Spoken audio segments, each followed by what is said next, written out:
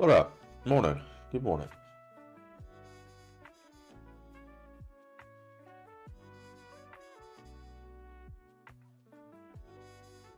Nice cup of Joe. We're going to jump right into it.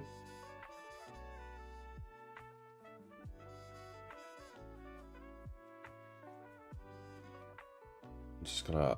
I feel like what would be a good idea today is just to run back through the chapters and just kind of get an assessment of where we're at. See what topics we are losing information on.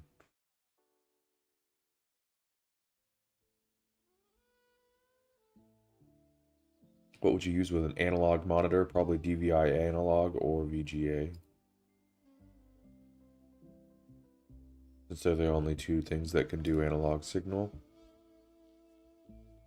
Drive a computer with USB 2.0. It's the user concerned that transfers the maximum USB 2.0, 480 megabytes. You have a new desktop computer for a designer at your company. On the front panel is a rectangular yellow USB port.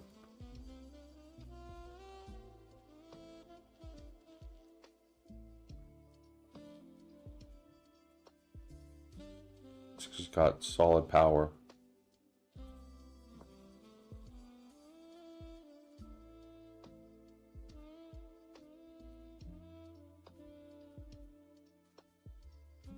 You're installing a replacement monitor. What is true regarding a monitor's refresh rate?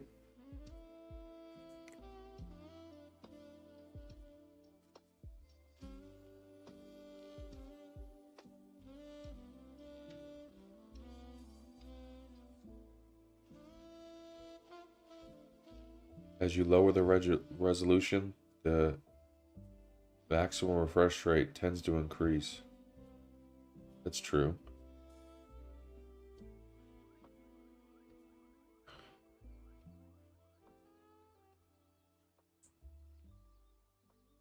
What type of connector is associated with hard drive use? Probably SATA. Is not associated. Oh, DB9. This is for hard drives. This is for hard drives. You can use this on hard drives. DB9.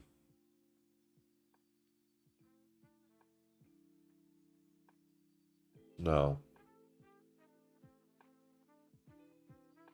Serial cables.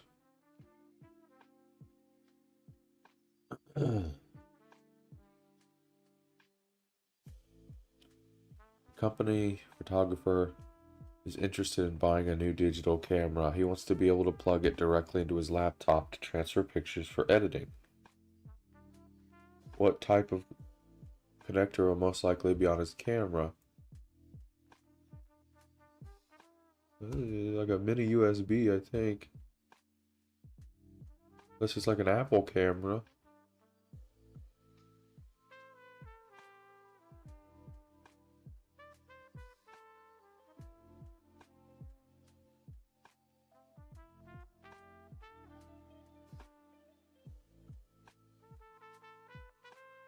Video card has an HDMI port. Which of the following is true about HDMI?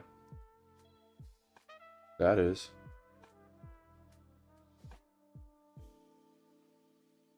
That's true about HDMI.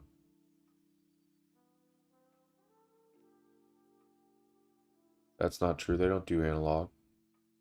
And you can connect them to projectors. Which of the following display interfaces is equivalent to DisplayPort with PCIe added in? Sounds like Thunderbolt.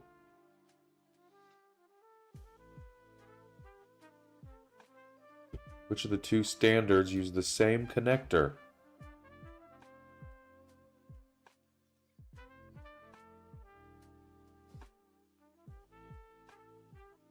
USB 4 and Thunderbolt 3 both use a USB-C connector.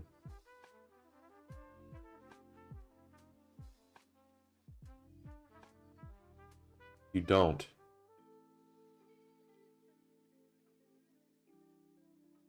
You can't. They're incompatible. Analog to digital don't work. technician says he needs to power an older IDE drive and a DVD-ROM. The computer has a new fully modular power supply, and the technician wants to know what type of power connector should he use. For an IDE?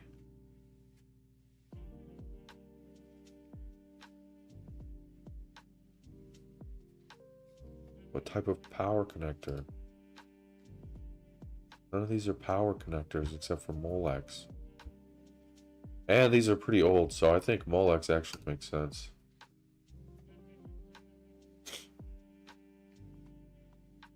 Which of the following connectors is oval shaped?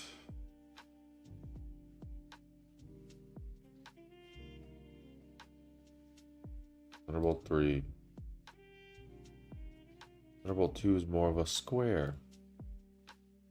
Which of the following connector types are capable of conducting power and transmitting data? Lightning, USB-C, micro USB.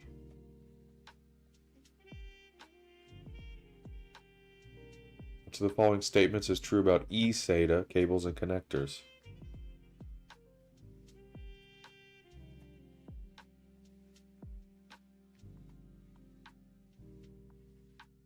I think that's true. Just stands out to me. All of these things are a little... Yeah, SATA cables don't provide power. SATA cables are about the same size as a USB-C connector. I feel like not that much different in size. And USB 4 and Thunderbolt 3 are incredibly fast. I don't think there's anything faster than those two things. We're talking 20 to 40 gigabytes a second. I don't think SATA could compete with that. That being said, 6 gigabytes a second is still pretty good for data transfer.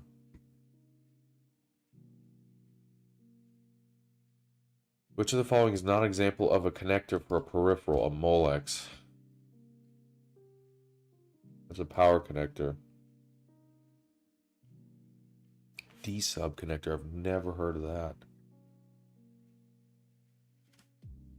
Doesn't sound real. Has to hook up a projector, you probably need an HDMI cable. That'd be the simplest solution. User with an iPhone 12. You need a Lightning.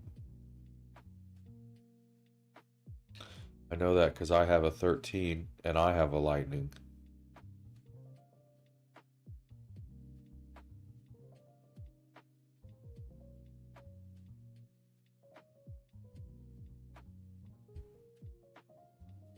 Which of the following types of cables will transfer data at the slowest rate? These are all pretty decent. Serial just seems... that's older. What is the maximum transfer rate of USB high speed? This is 2.0. That ain't right, and that isn't.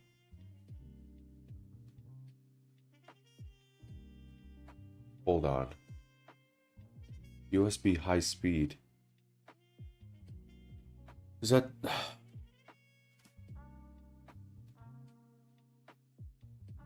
the 3.1? It doesn't say 3.0. It says high speed. Oh, high speed is 2.0. Oh. Super speed is super speed plus. Damn. That tricked me up to high speed. When I heard high speed, I thought 3.0.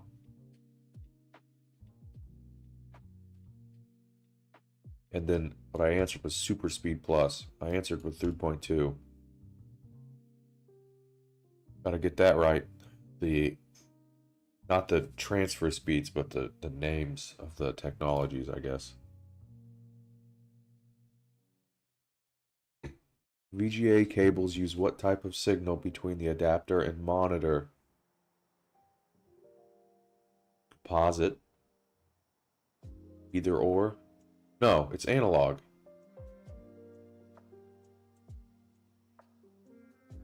VGA cables are analog cables.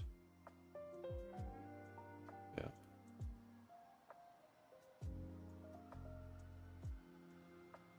Not bad. 95%, not bad. Printers and okay, this one I'm gonna bomb. I wouldn't be surprised if I don't pass this. Actually, I would be surprised if I didn't pass it, but you know.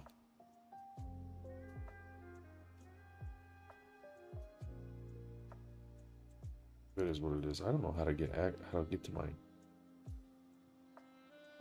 It's weird how Safari won't let you. You can't see Twitch chat, or I'm sorry, you can't see live chat in Safari.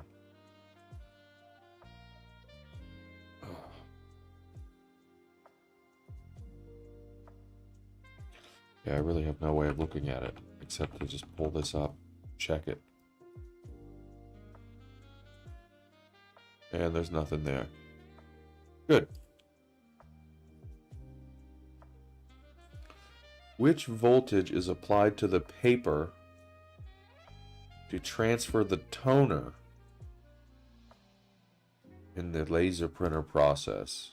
It is not 6,000 volts direct current. I feel like it's negative 600 VDC. It's positive 600 VDC.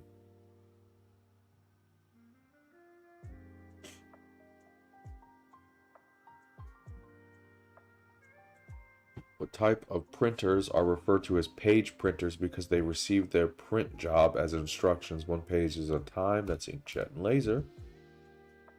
Those are the page printers, at least in this exam. Which of the following is not an advantage of the USB?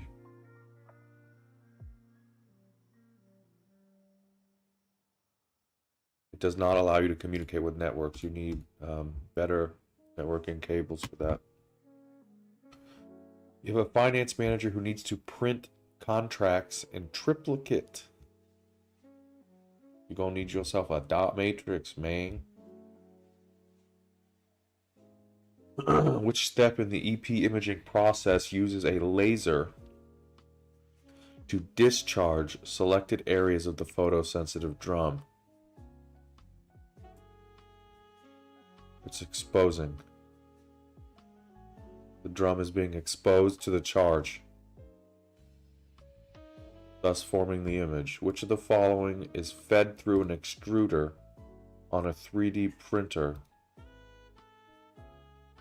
to create objects? Filament. Filament extruder.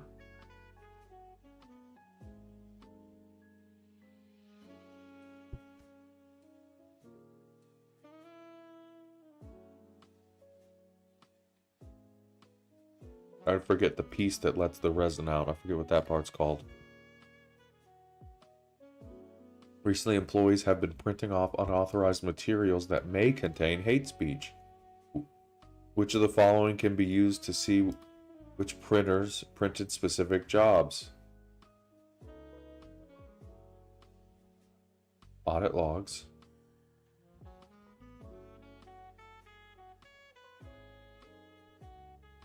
Which device in an inkjet printer contains the printhead? The ink cartridge contains the printhead.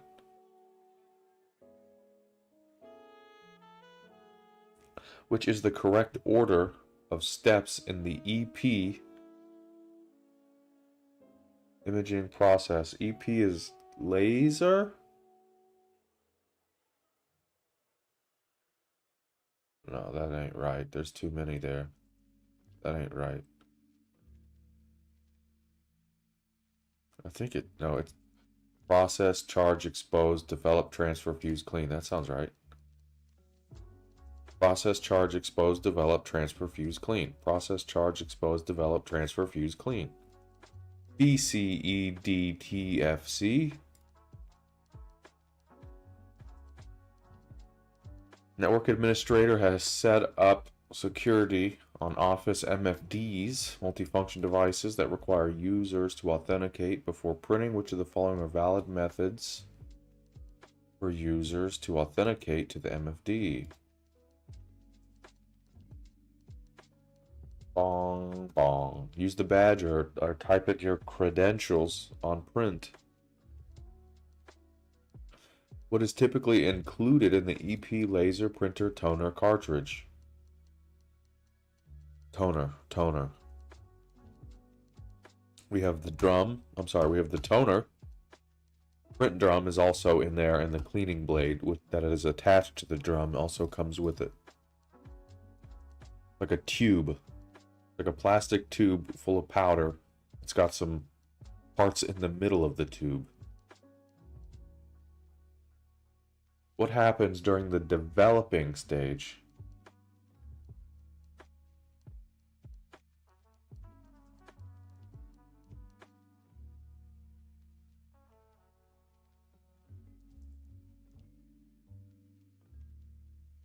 An electrostatic charge is applied.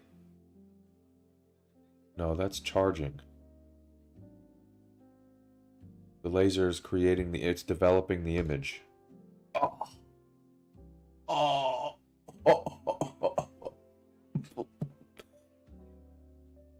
After a laser has created an image of the page, the developing roller uses a magnet and electrostatic charge to attract toner to itself. Okay.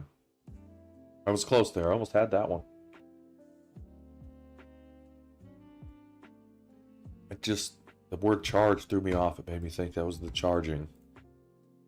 Even though I know that's not. It just kind of, I don't know. I got scared. I tried to game it.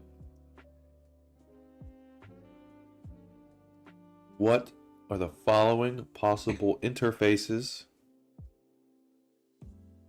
for a printer? Parallel.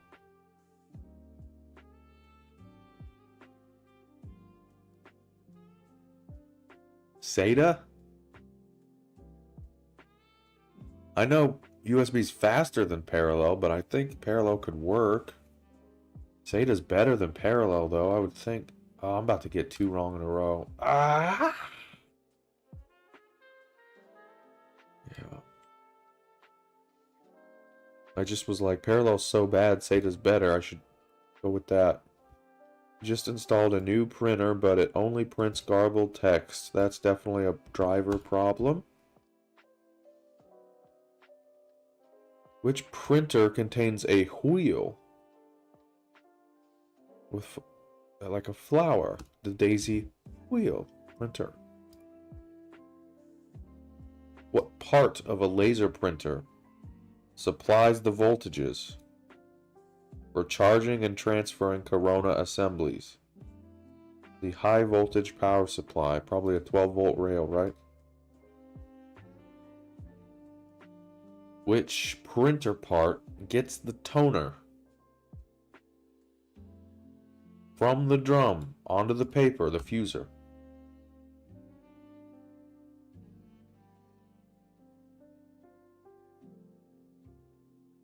The transfer Corona? The fuser melts it onto the paper. The transfer Corona transfers it. Yeah.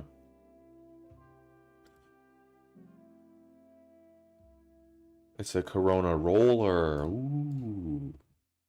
And which step of the laser printing process occurs immediately after exposing?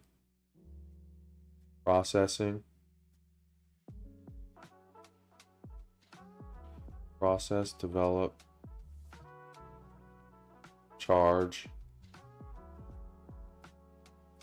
transfer.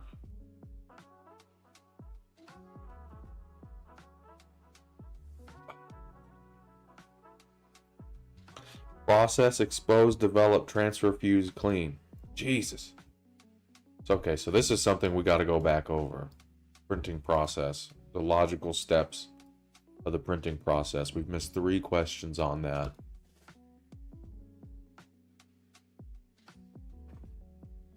No, we've missed 2. No, this is 3. Which laser printer component permanently presses toner onto the paper? That's the fuser. I thought we were done. Which of the following most accurately describes how to obtain a firmware upgrade from the manufacturer's website?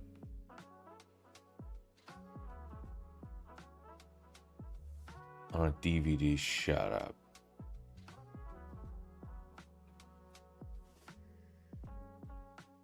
Oh, so that's 20% off. 16. So 80%. So that's on the lower end of the scores that we want. That's all right. It's still a pass. We were one incorrect question away from barely passing, though. Okay, let's go to network fundamentals.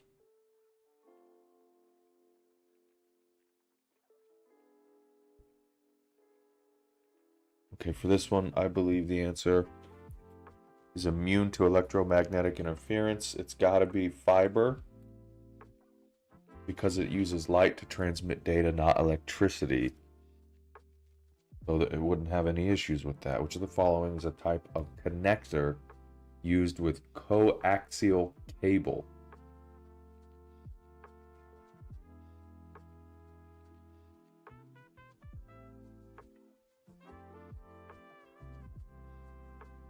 I feel like why do I feel like RJ45 is not it? This is not it. This is small connector. This is fiber. This is Ethernet. I think this might also be Ethernet. Yeah. Twisted pair. RJ is twisted pair, which is used to make Ethernet. You need to put a new connector on the end of an Ethernet crossover cable. The existing end has white and green colored wire at pin 1. What do you need on pin 1? White and green. No, white and orange. Because it's a crossover. White, orange, orange. White, green, blue. White, blue, green. White, brown, brown. I think I just need to get my hands on with this. Okay, let's make a new document real quick.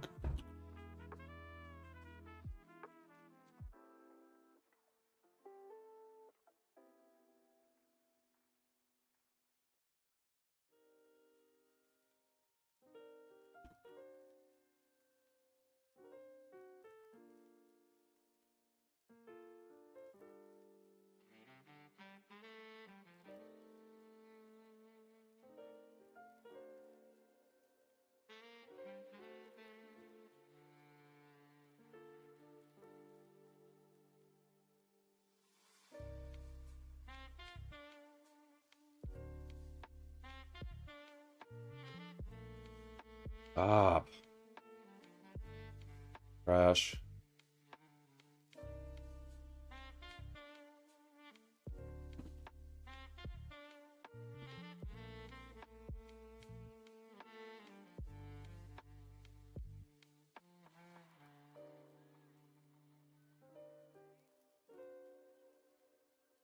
Stop. It's still too much. We'll keep it.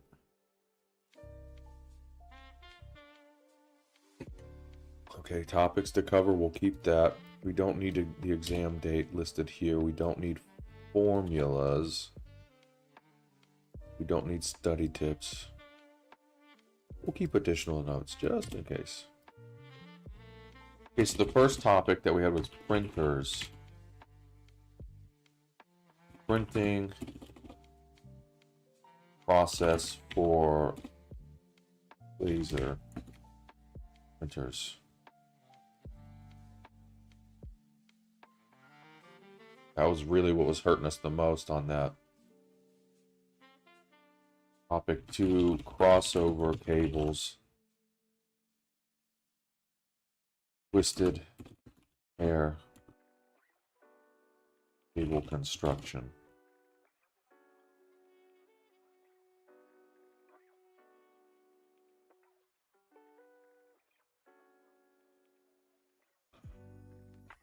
Networking cables, printers. Blank is the type of media access method used by NICs that listen to or sense the cable to check for traffic and only send when they hear that no one else is transmitting. What is that? CSMACD? T568A to T568B is like cable terminology. It has nothing to do with media access method. I feel like it's this CSMACD. It's either CD or CA. It's got to be one of these two. I'm feeling like it's this one, and I don't know why. Demand priority. No, that's the opposite. Carrier sense multiple access with collision detection. The NIC pause before transmitting a packet. Collision detection. CSMA collision detection. Keeps network devices from stepping on each other's toes. What is the lowest grade of UTP unshielded twisted pair that is rated for 100 megabytes a second? I know it's not Cat 6 because I have that. I think it's 5E.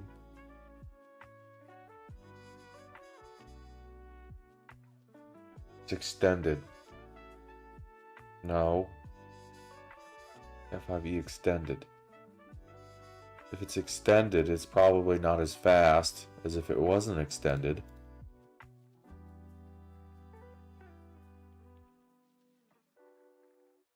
It's 5.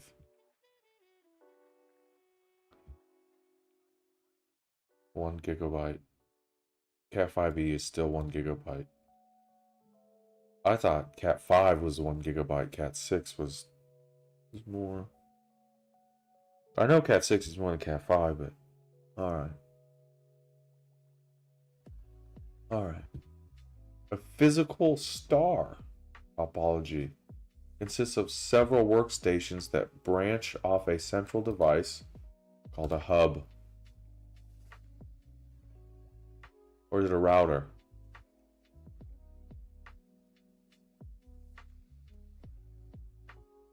It's a hub.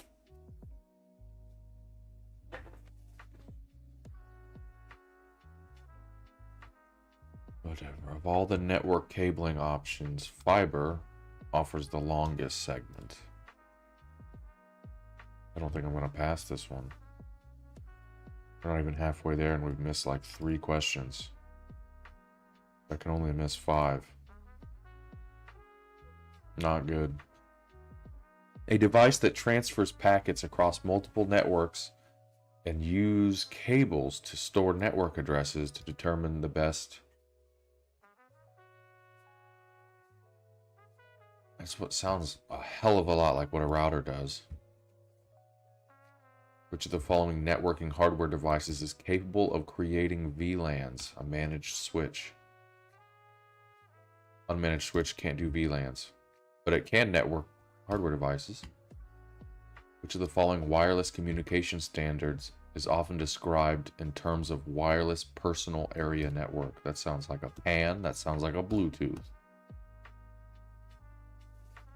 Your ISP has just finished running fiber optic cable in your neighborhood. You want to switch from cable internet to fiber optic. Which of the following statements is true about how you will get internet connection? You'll need to use an ONT.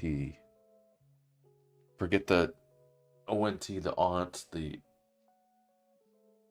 something network something.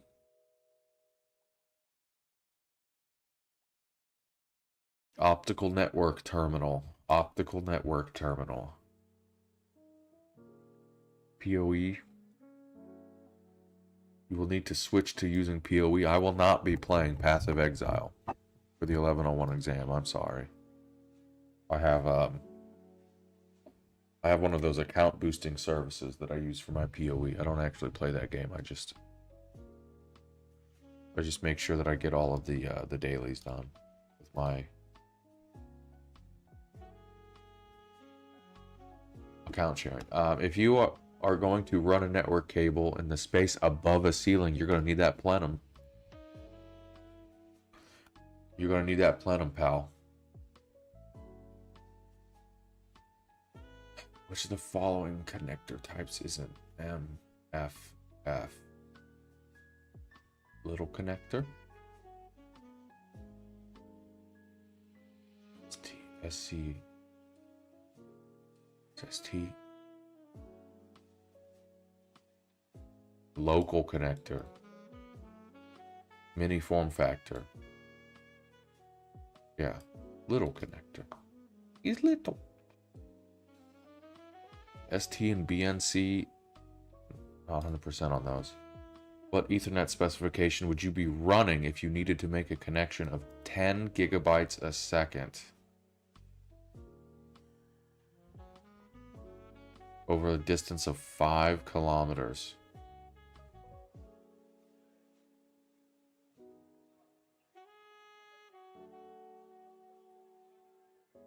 $10 GB base extended range.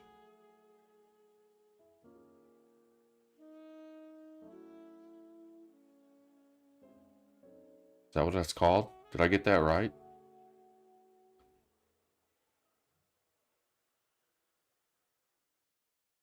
SR and LR don't stretch 5 kilometers. Those are fiber? Is that what that says? SR, LR. Fibers. 10 base ER and 10 base EW.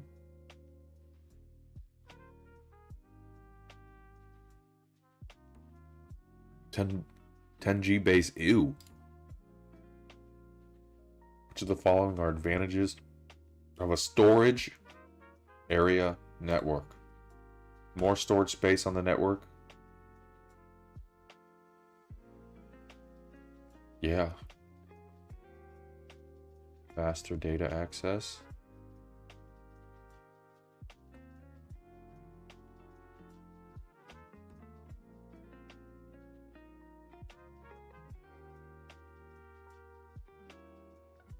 That's a fail right there. I don't think I'm going to make it. I don't think I'm going to make it out of this one alive. Pisses me off. Have many advantages, including blah, blah, blah, blah, blah, blah, blah, blah, blah, blah. Okay, so storage area is more efficient and faster. I don't understand how having a storage area network... I don't understand how having more storage space isn't an advantage of a storage area network. I think one of the main advantages of a storage area network is the fact that you increase the storage on your network. It's literally what it does. That's the whole point of it. The point of it isn't more efficient data storage. It's a shit ton to have a bunch. Fine. You're installing a network at a friend's house and it's impossible to run network cable from one point in the house to the other. Your friend does not want to use wireless networking. Which of the following is the best option to get network connectivity between 2 points? Power.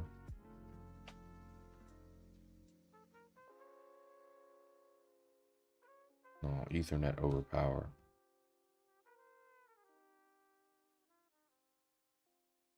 If we're really careful, we might be able to pass this one, but we have to be really careful. What type of device will block unwanted traffic from your network using a set of rules called an access control list, a firewall?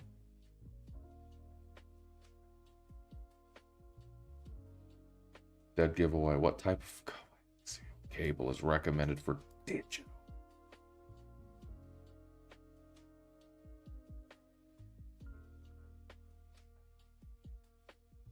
I don't. Oh, J58. It's a guess. It's a guess. Ah!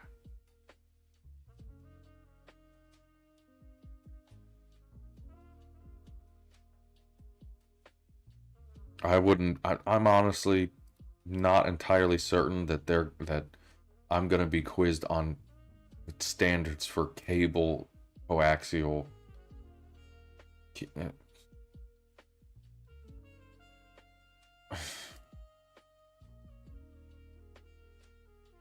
Which of the following device works with MAC addresses to determine what to do with network traffic? A router? Okay, I failed.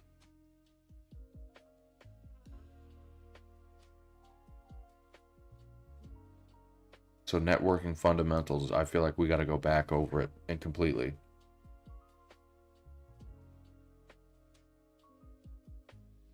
This is not a passing score.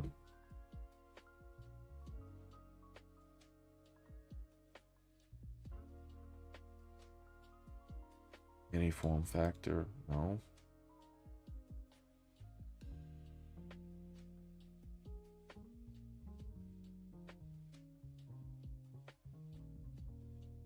This is a fiber cable. It could go pretty long. I'm going to get it wrong. 550 meters.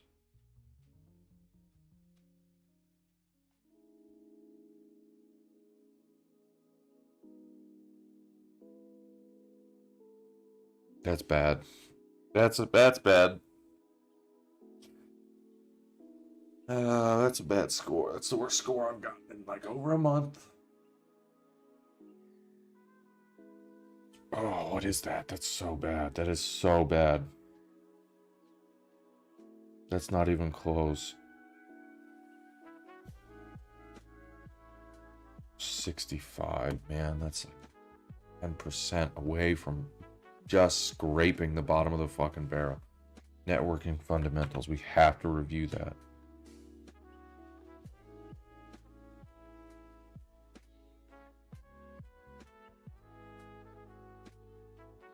We have to review that heavily.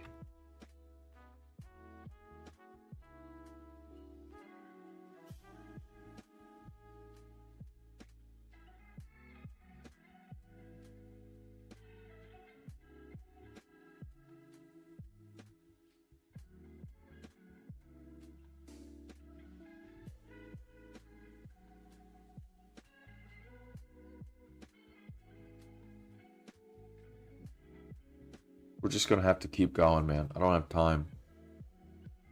We're going to run through this whole goddamn thing. And what we're going to do is get an idea of where we stand. Because all of these were done after, you know, I worked through the chapter that week and took this twice, 2 or 3 times every couple of days through the week. And the score went from like, you know, where it was to where it is. And I eventually did that till I got hundreds on everything. But that was like a month ago, and I've been doing practice exams since then, and going back to these questions, we're finding weak spots. 13 out of 20, that's fucking bad. Okay, let's go to TCP/IP. Oh, I got a feeling that as we keep going, the scores are just going to go down.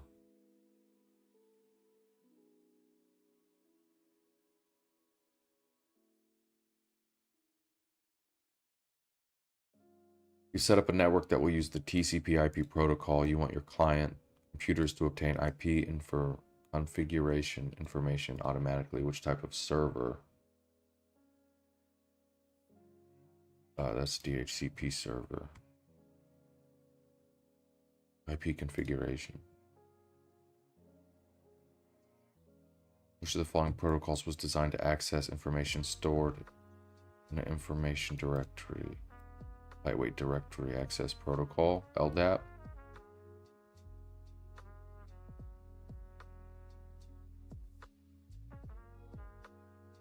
HTTP uses port 80.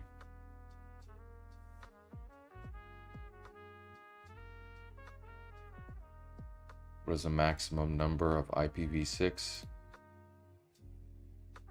None. There is no maximum number.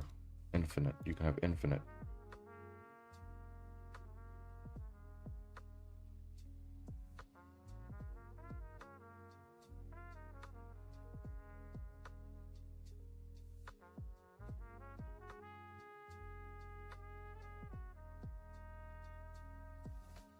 That kind of looks like one. This looks like a link local.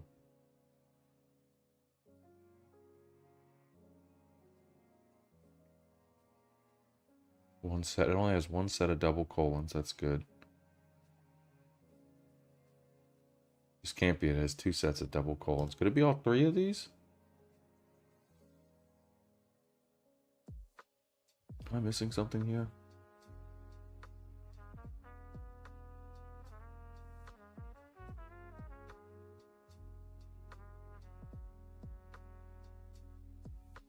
Choose all that apply.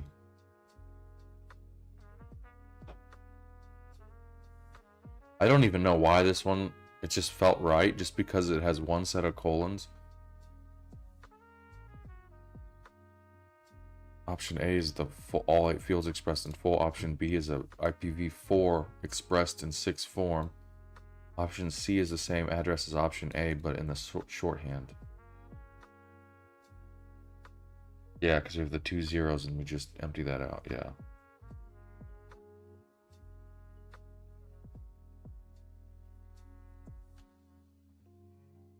Which of the following IP address would not be valid for a DNS server on the internet? 192.186, that's a private address.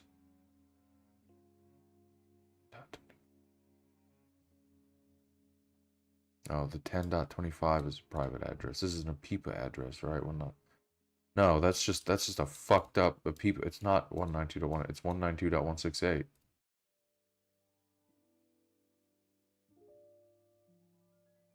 The networks, the workstations on your network are configured to use a DHCP server. Which of the workstations?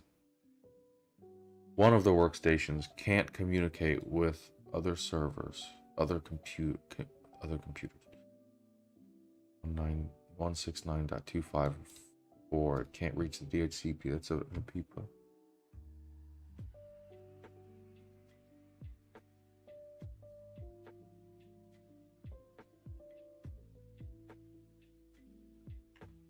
The following protocols is responsible for sending email. Simple mail transfer protocol.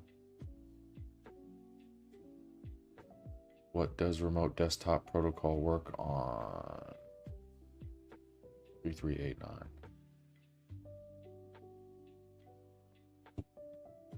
DNS is 53, IMAP 143, LDAP is 389, LDAP is 389, LDAP is 389, LDAP is 389.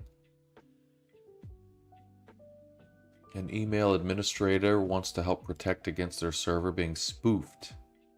They are told they can do this with a text record in their DNS. The DNS DKIM.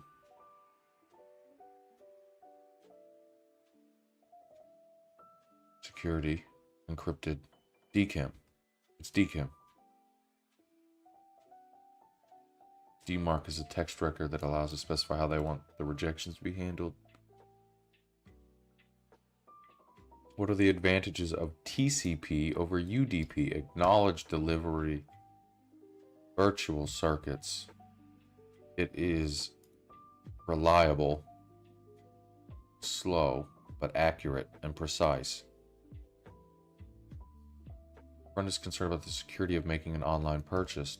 Make sure it's secured. That, in all reality, wouldn't help you at all in the modern tech landscape. That doesn't mean anything. It just means that no third-party person is watching, but that doesn't mean that the person hosting the website isn't malicious.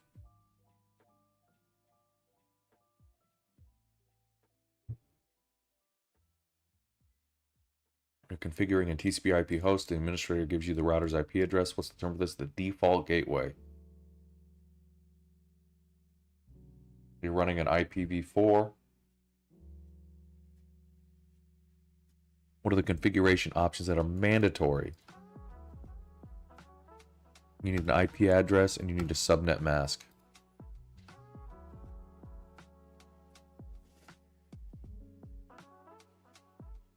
You don't need a default gateway or a DNS server address. Secure retrieval of mail. IMAP 4 is better than POP3, so let's call that secure.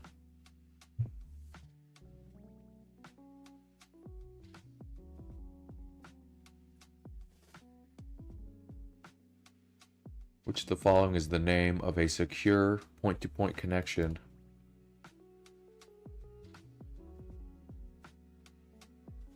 over a public network? That's a VPN. Which network protocol is used for administration of networking devices such as routers, switches, and which port does it use? No. This is right. But this is irrelevant. This is male. This has to be wrong because this is 25 is for simple mail transfer protocol. This is a correct pair. This is not a correct pair. This is not a correct pair. It has to be this one. SNMP 161 and 162. I forget what SNMP stands for. Simple Network Management Protocol. Device Administration.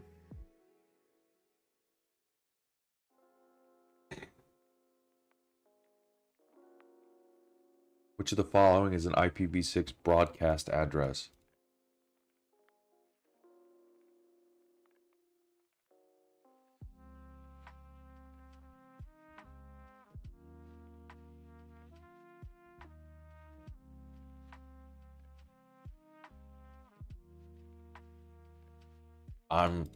One of these is a broadcast, one of these is a link local. It's none. Does not have broadcasts. FF00 is a multicast.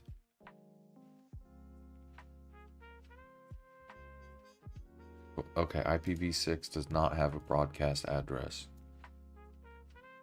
Was that 2 or 3 wrong? You're setting up a small network that will not connect to the internet. You want computers to be able to locate each other using host names. You need a DNS server.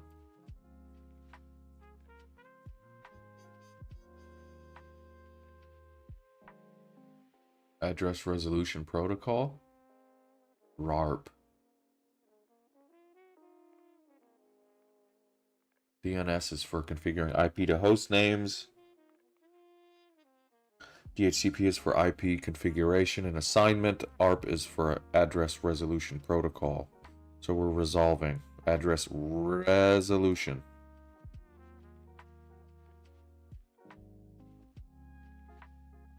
How are we doing this one? Okay, that's not bad. 90%. That's not bad at all. Okay, so networking fundamentals is a little bit of a weak spot, as well as printers. More coffee. Be right back.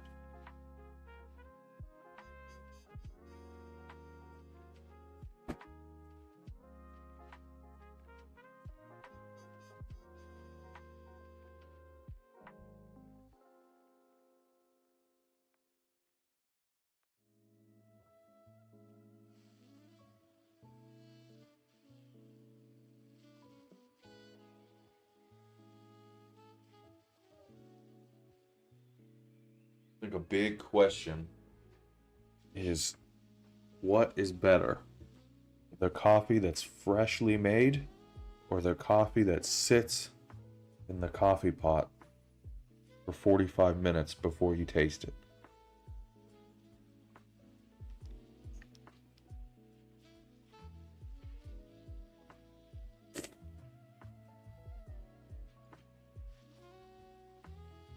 They taste the exact same. Okay, so that was TCP/IP. Now let's get into wireless and SOHO networks. I think we've got enough time to finish this entire thing. Oh man, this is gonna hurt. This is gonna hurt. I already know this chapter is going to hurt.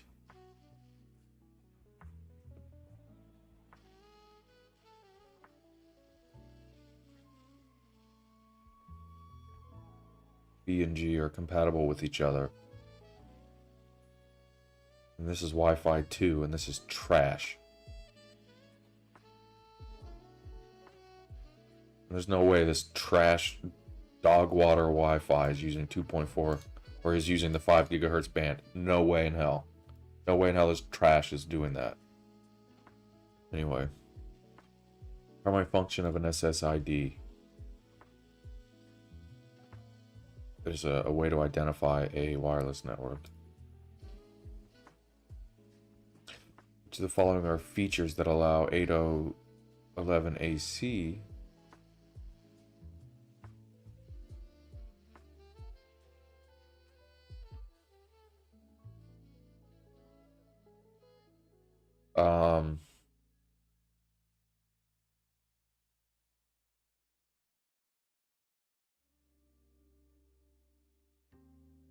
I'm honestly drawing a blank, but something is drawing me to these two right here.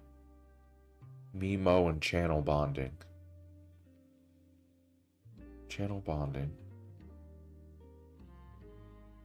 Code division multiplexing. Sounds cool. That must have just been from memory. Channel bonding and MIMO on AC, which is Wi-Fi 6.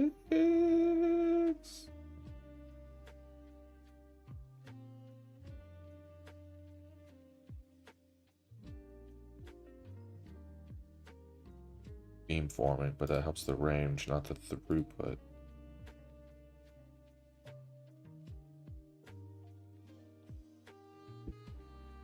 Which of the following is the most secure? WPA2. WEP is bad.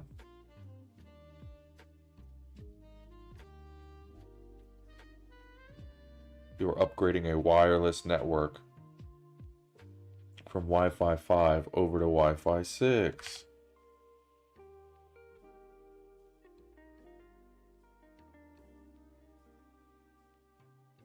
Which of the following statements is not correct? From Wi-Fi 5 over to Wi-Fi 6. That's true. Smaller? Doubtful.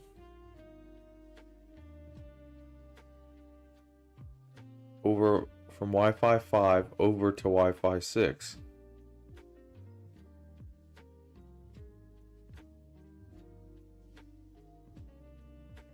Smaller or fewer? The network range will be similar. Oh, that's not right. It will be larger. You will have faster speed.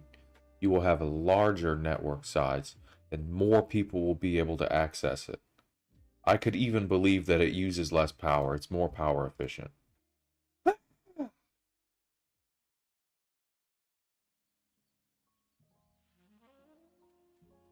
Oh, it says fewer. Ooh, that's my fault. I didn't read it properly.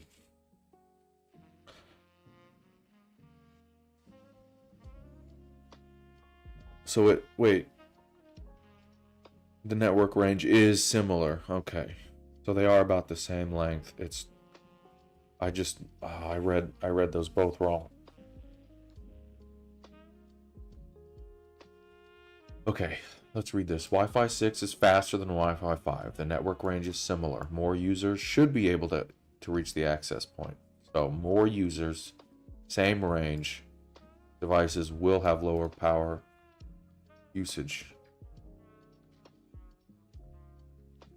You've just installed a wireless router on your home network. Which of the following should you do to make it highly secure?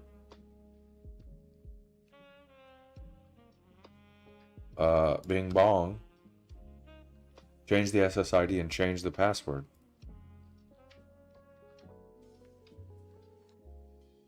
The default administrator name password. Excuse me.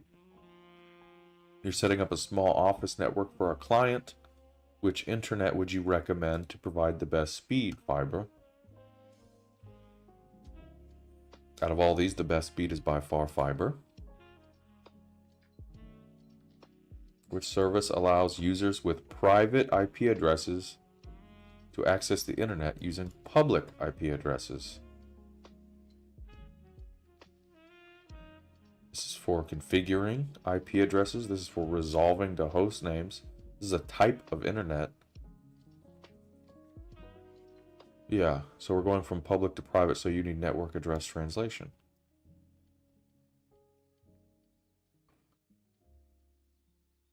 When I was a kid growing up, network address translation was the bane of my existence. When I went to college, I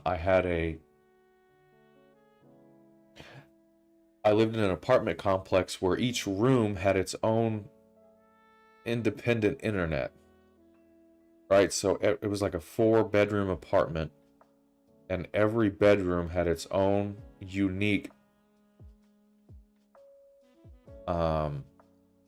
modem and router, like 4 independent internet connections in the house. But what me and my roommates noticed is that when we would try to play Call of Duty together, we couldn't join each other's games. And the issue was somehow related to the network address translation. It had a really hard time connecting us to each other's games, and us being able to like use VoIP to talk to each other. It was so frustrating. We all had the same games. We couldn't play them together because it was like the network address translation would not, we couldn't do it right. It was weird. We like looked into it for a long time. This is back when none of us knew much of anything. I was like a sophomore, and all the solutions were like change the network address translation and blah blah blah. Office space is large enough that you need 3 WAPs. Okay, yeah. Yep. I just knew what channels do not overlap 1, 6, and 11. There are 14 channels in the 2.4 hertz range. Only the first 11 are configurable. The non-overlapping channels are 1, 6, and 11. So that's all 2.4 hertz range at 02.11. All of them. Huh?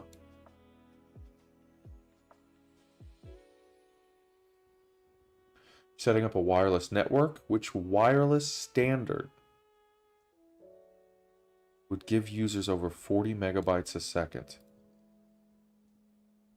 Not B.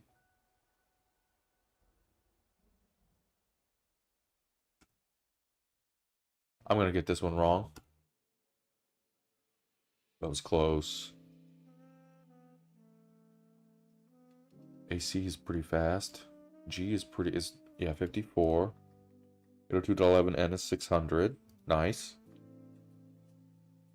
That's not, yeah, B is just really slow. B is like 11 megabytes a second. It's like horrendous. Horrendous. Android level Wi-Fi. You've been asked to configure a network for a small office. The wireless router is installed, but you still need to connect the client computers. What do you enter on the client computers to connect to the router? The passphrase.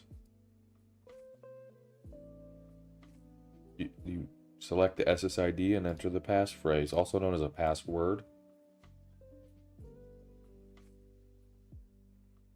The following technologies can operate in the... That's really low, kilohertz.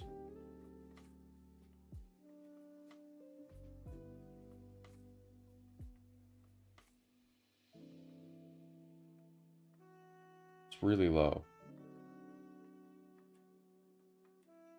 I feel like it's near field communication. It's RFID. Damn it.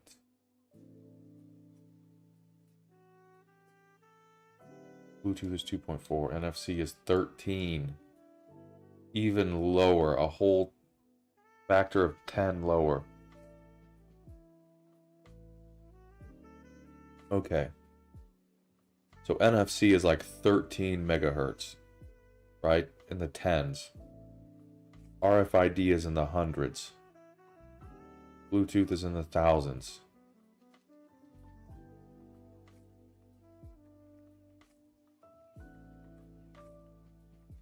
Due to channel interference, you are upgrading a wireless network from 5 to 6. Which feature of 6 reduces channel interference?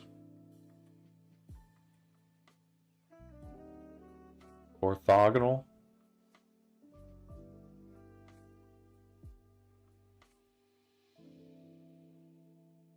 Basic service set.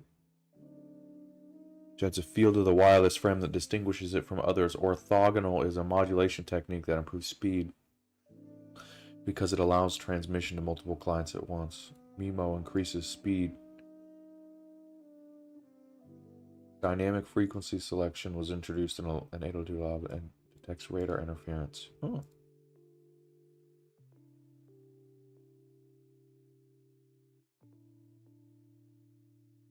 Which of the following security standards was the first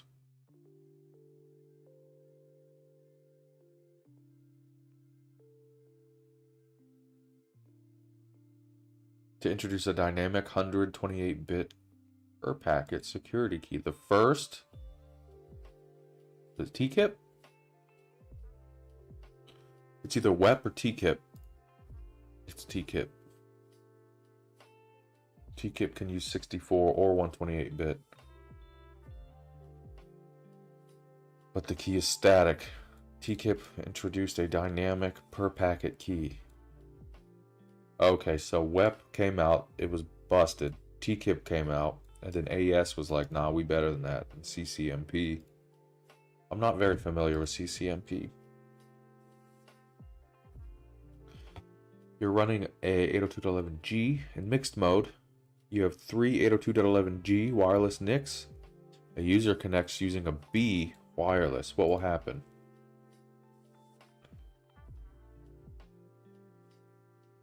All users will access it at the slowest speed. You're gonna destroy the internet of the whole place. That sounds like that'd be a fun thing. Get an 802.11b like NIC and then go connect to routers and just like shred everyone's internet connection.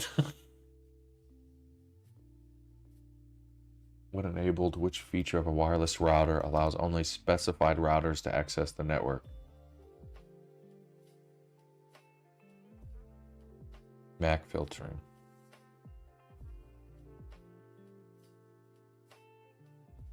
I'm going to take a short little 5-10 minute break after we get through this one. A firewall operates by using a set of rules known as the access control list.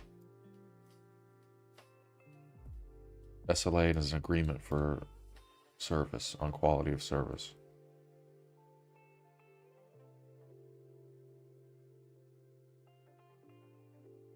You've set up a wireless router on your network and configure it to use AES. What configuration option do you need to choose on the client computers? WPA2. TKIP is WPA. Okay, that's one thing I wasn't 100% on. If AES was used in WPA and WPA2, but no. So WEP is the first one. And then TKIP is the second one, and then AES is the third one, and maybe CCMP is the fourth? Besides 802.11 standard, which wireless communication methods also work in the 2.4 gigahertz range? We know it ain't this. Yeah, wireless. I could see satellite doing it too. Not satellite. Satellite don't do it. Bluetooth operates in the 2.4. Satellite uses satellite waves. NFC uses 13. Yeah, so the answer is, what wireless communication methods work in the 2.4 gigahertz range? That's Bluetooth and long-range wireless and Wi-Fi, basically. Some Wi-Fi.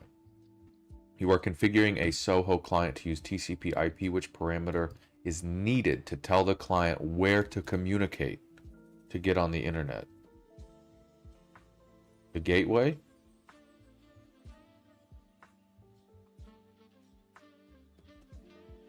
Yeah. It's the address to the router to take the client to the next network. How do we do? 17. We missed 3, so that's 85. Not bad. Missed a couple things there. Networking fundamentals is by far the lowest score, and it's not even close. All right, let's just take a quick little break. Take a quick little breather. Ah, we got a chat. Whoa. Whoa. Hold on there, pal. Let me read this. Sorry, I was so focused. I can't pop the chat out in here. Love to hear your thought process when working through the questions. You know, I find that it's when it comes to answering these questions, it's all about the thought process. You know, you can eliminate a lot of the potential answers just by thinking through it and trying to be logical. I mean, at the end of the day, it's like how you're going to be successful in this sort of stuff anyway, right? I need to figure out...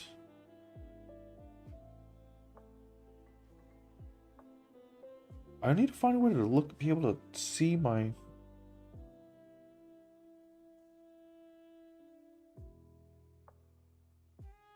So I've got the live up here, but I can't see my own chat.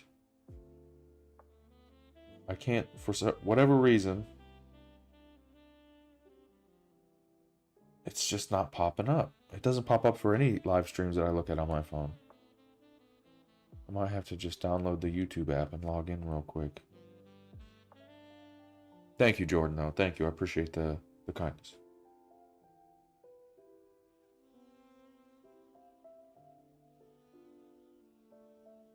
How far have we made it? We did 7 out of 12. We're well over halfway. Okay, so we go to YouTube. Let's open YouTube. Continue as go. Do not send notifications. We'll go to my channel. When we get there, we will see a live stream. We click on it. And there it is. We have chat.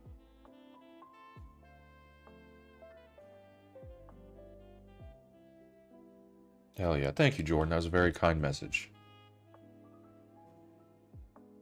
I'm going to need probably 5 minutes. 5, maybe 10 minutes. I just want to step away from the computer for a bit. I've been sitting here for about an hour now. Just literally drilling for a whole straight hour on these quizzes. So, you know, a nice little break will help keep my mind fresh. Be right back. Max 10 minutes. Probably more like 5.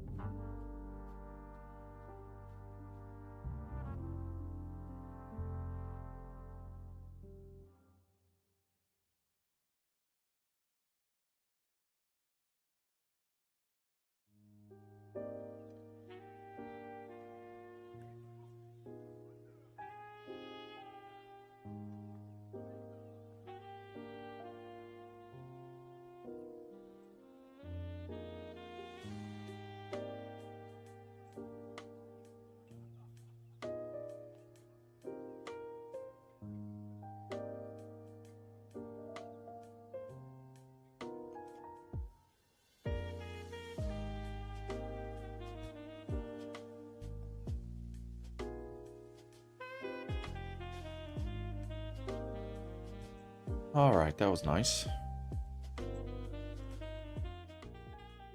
Pull the volume back down on the music a bit. Okay, where are we at? Virtualization and cloud computing.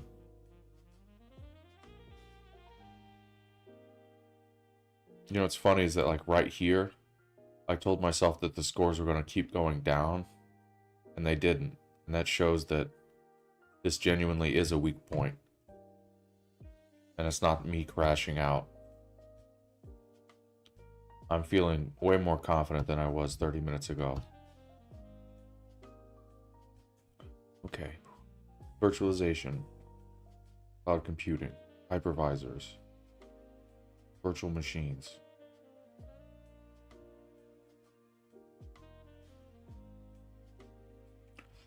Company hosts its own web server and it allows consumers to make purchases. The helpline has been getting complaints that users are unable to access the site. You open the site from an internal workstation and it seems fine.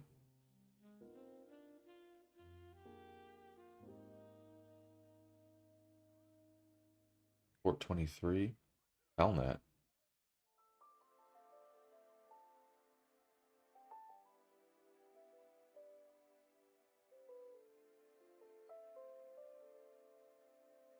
That ain't it.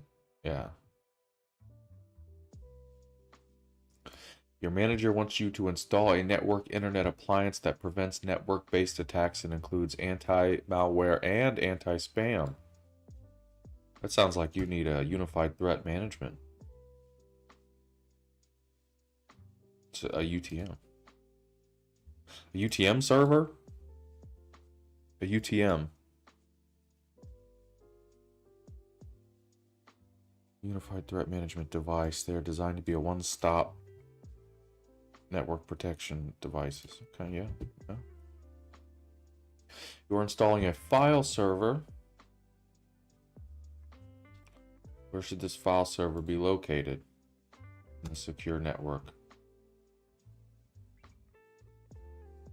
On the router. You're fucking crazy. Gotta stop swearing. We're IT professionals here. Even though I'm just at home chilling out, I am on the internet. I am live. We have been asked to identify the right type of cloud service to help teams of developers provide programming elements such as runtime environments.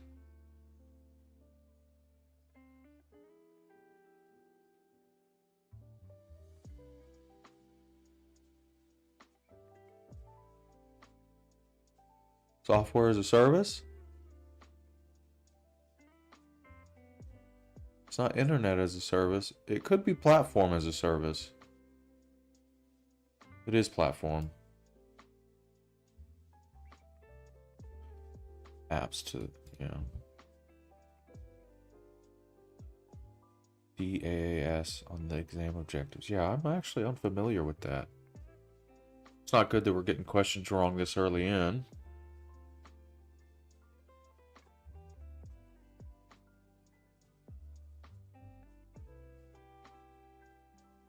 If I want to make the text bigger on this, what is DAS? Desktop as a service. Or like a Chromebook.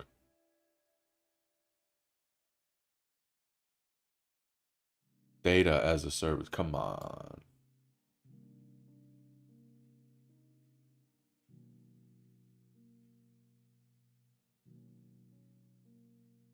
Which of the following services print server should provide?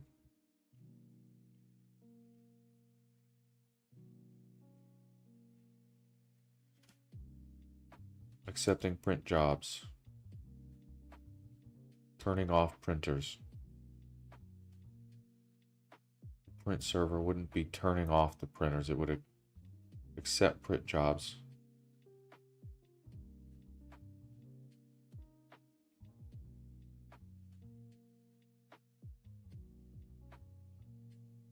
Provide with the appropriate driver. Print server? In the store.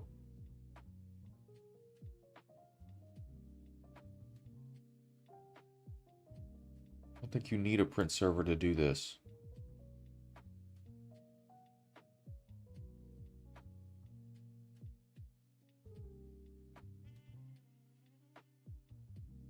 I'm gonna get this one wrong.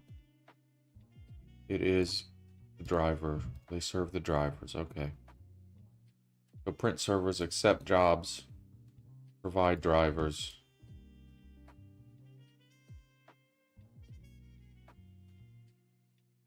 Yeah, process jobs and priorities.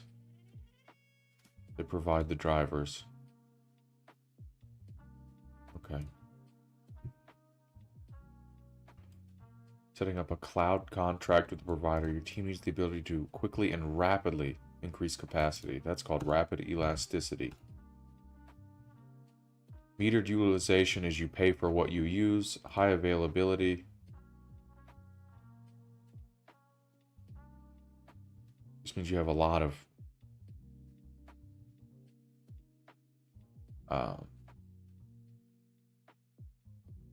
maybe high. That could be either high uptime, or it could be just like a high availability of servers. It has to be rapid elasticity. Which type of server is responsible for preventing users from accessing websites with objectionable content? The proxy server.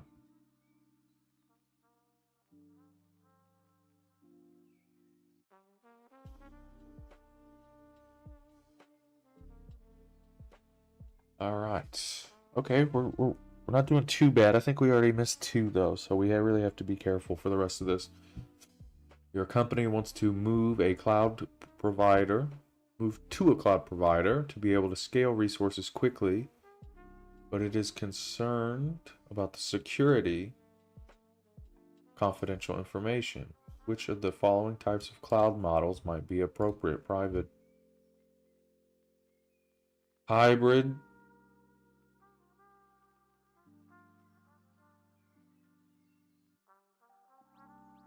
I saw security and just beelined it. Scale resources quickly and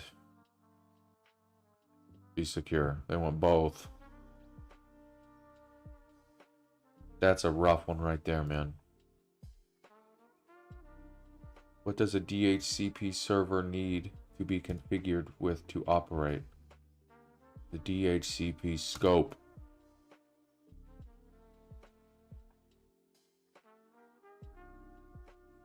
Every DHCP server needs a scope, a range of addresses available to clients, as well as other options. There is no DHCP range, a DHCP relay agent. The system configured on a subnet with no DHCP server that relays DHCP requests to the DHCP server. True. You have been asked to advise a group of several universities that want to combine research efforts and store data on the cloud. Which type of cloud solution might be best for them? A community cloud. Hybrid is for rapid elasticity and security. Private is just super private and locked down. Public is anyone can access it, which you wouldn't want if you're doing research. You'd want a community cloud.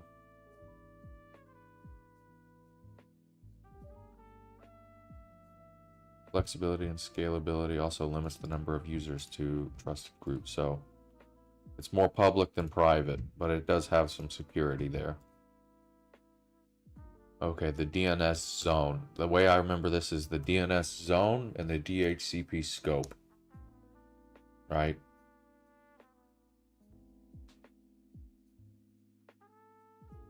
DNS proxy. Is that a red herring? DNS records are contained in a zone file, configured by administrators. A host file is an alternative to DNS. There is no DNS proxy. It is a red herring. Yeah, the scope file is for DHCP. DNS zone. Your manager wants to use the cloud because everyone seems to be talking about it. What should you include when you are listing the benefits of the cloud?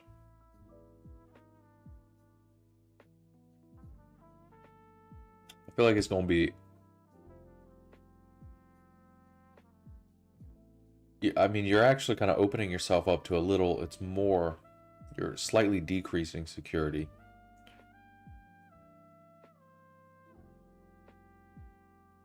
Yeah. Using a cloud, it might be actually cheaper than hosting your own. You don't have the infrastructure. They are fairly reliable.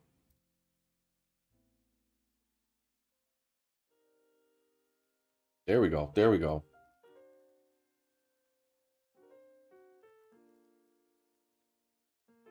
You are configuring 2 servers on your company's network. Transferring mail. Simple mail transfer. You've been asked to configure client-side virtualization for 3 guest operating system. Each one needs internet access. How do you configure the solution in the most effective way?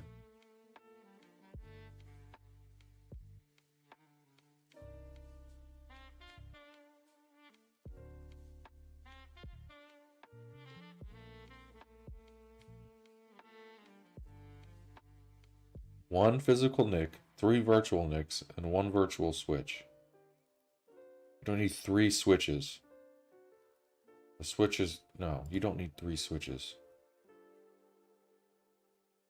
The whole point of a switch is to take multiple inputs and, like, work with them.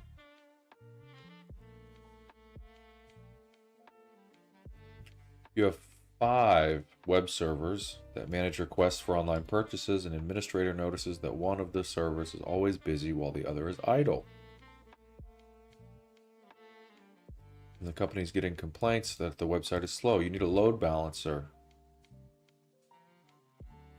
DNS won't help. DHCP won't help. Proxy server won't help the users accessing the website. A load balancer would help them though.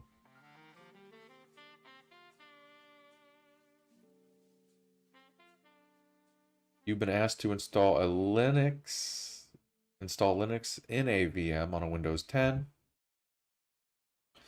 Windows 10 needs 4 gigabytes of RAM. Imagine having 4 gigabytes of RAM. Just imagine that. Can you imagine trying to run Windows 10 on 4 gigabytes of RAM? I want to see what that's like. I want to see that. That would be, oh my, oh my. You would be waiting on keyboard presses. You would type so fast it would slow it down. Okay, so anyway, Windows 10 needs 4, Linux needs 2. You need a minimum of 6. But in all reality, it would be nice to have 32 gigabytes. I feel like 32 gigabytes would really help with that. But that's just me. A computer using which of the following would be considered a legacy device? 1 gigabyte of RAM is not a legacy device. A 386 processor.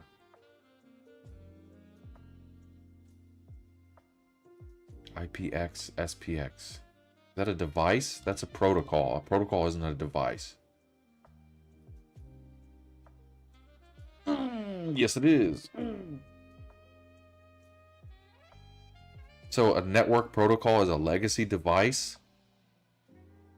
A network protocol is a device?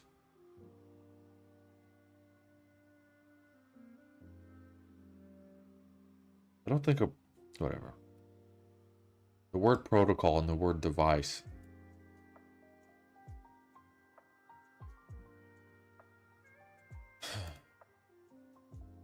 Dang it.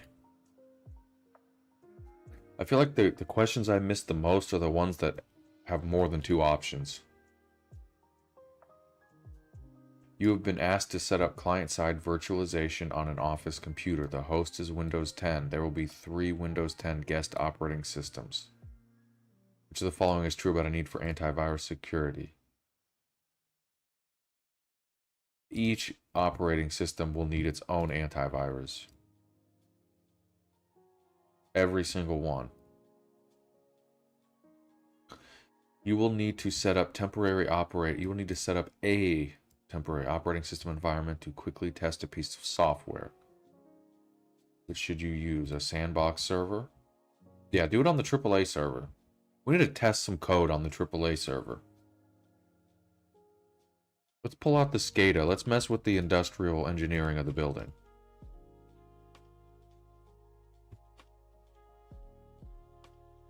You've been asked to set up client-side virtualization on a computer network. The manager asked for a Type 2 hypervisor. What is a disadvantage of using that hypervisor? The guest operating system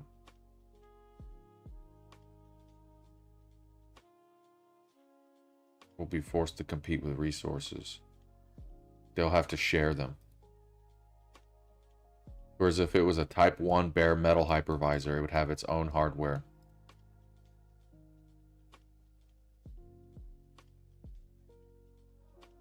%.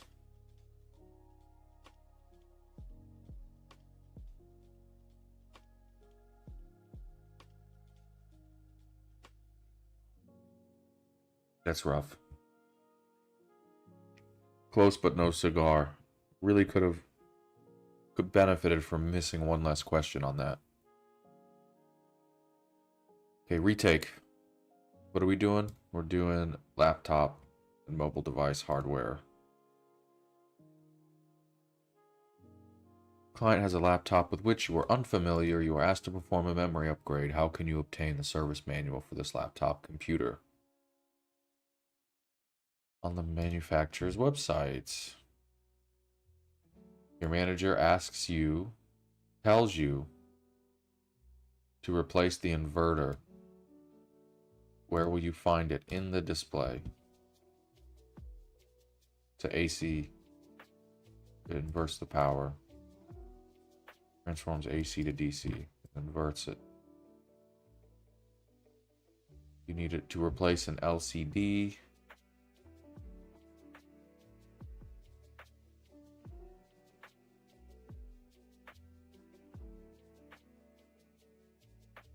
Backdrop.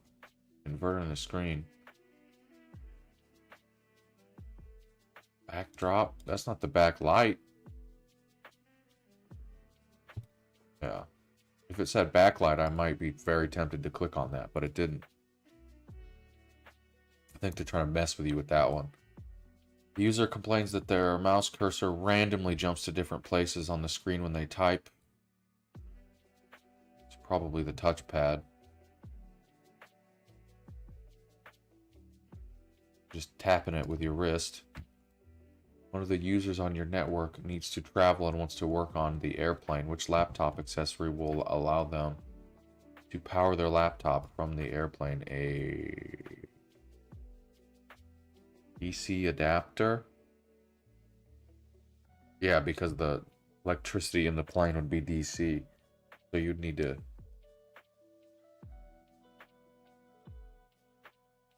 The DC output into the DC voltage is required. Okay.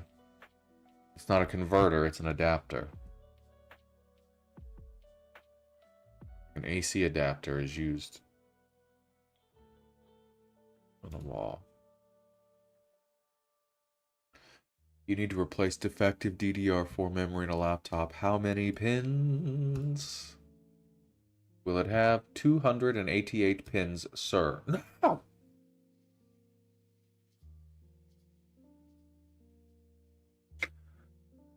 It's laptop. Stupid. So dim. It's a laptop. It's so dim. Oh, they got me. They got me good.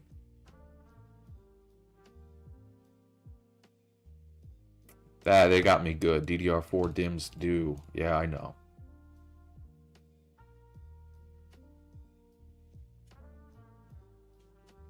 I hate SODIMM pin counts, man. I hate pin counts. Pin counts are lame. Who counts pins? Who does that? No one uses the pin count. No one counts pins, okay?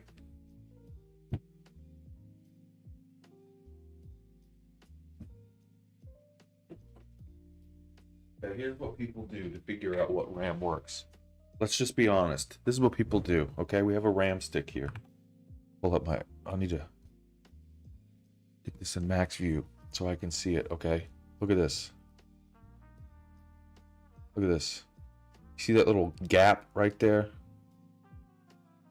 You see that little tiny gap over my nose? That's what people use, okay? There's a little gap in there. So when you try to plug it in, you put it in one way. There's a little gap on the board as well. So you line the gaps up, right? So you flip it around to get it to line up because it's slightly off center. If you flip it around both ways and try to plug it in and the gaps don't line up, it ain't the right kind of RAM. No one's out here with a magnifying glass. 1, 2, oh my god, what a nightmare to try to count. Can you imagine counting 288 perfectly identical pieces of copper right next to each other with like 1% of a centimeter in between them?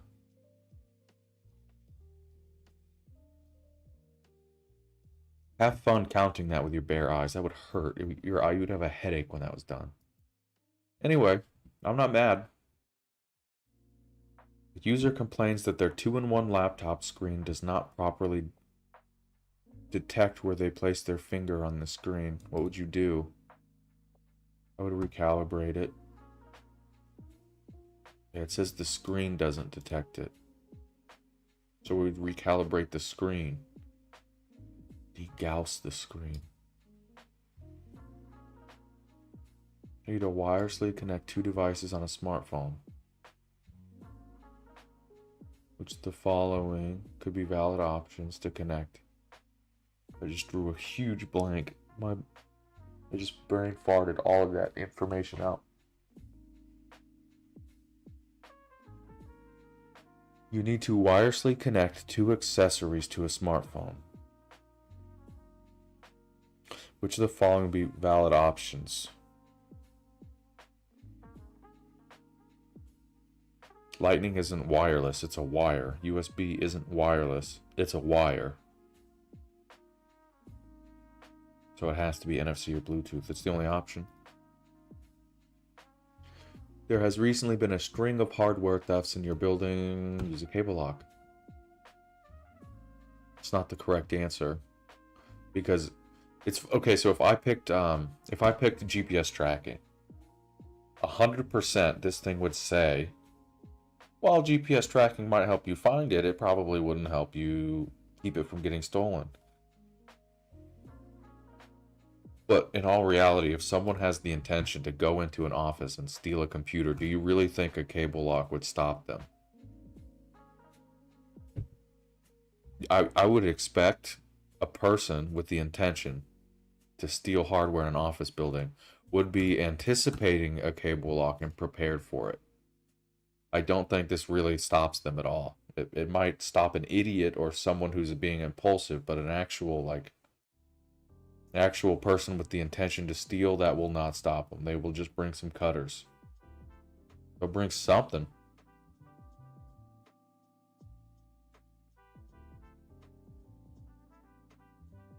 In all reality, there is no way to stop them. There's only a way to gather intelligence on the fact. If anything, you should have a key lock where when it's pulled on or pressed on, it triggers the cameras in the room to take pictures. Something like that. Like a combination. Which of the following describes the job of an inverter on a laptop?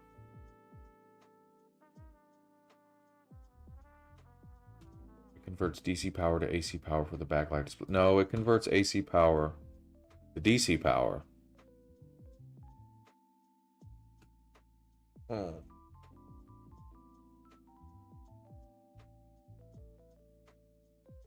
That sucks. That hurt. User is getting a new laptop. Which of the following is not a valid option to get the user's files from the old drive onto the new drive? That could work. Put them on the cloud and then put them on the drive. Manually copy files from the old drive to an external hard drive and then to the new drive. NFC disk. That's crazy. That's insane. To use NFC to transfer data. That sounds like a really good way to corrupt your data and lose a lot of it. That sounds very bad. The user on your network wants to be able to draw images on a screen and have the laptop capture them. A digitizer?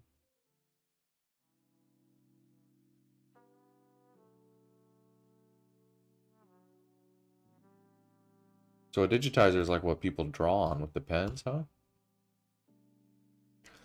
A user has requested a laptop memory upgrade.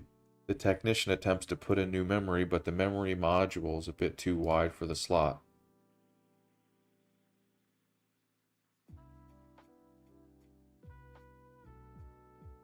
User's requested laptop memory upgrade. Technician attempts to put in the memory, but the memory module is too wide for the slot.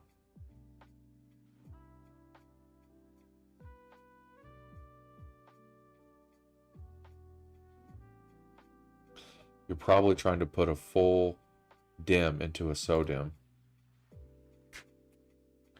What am I doing, man? I'm crashing out right now. I'm crashing out. I'm failing this.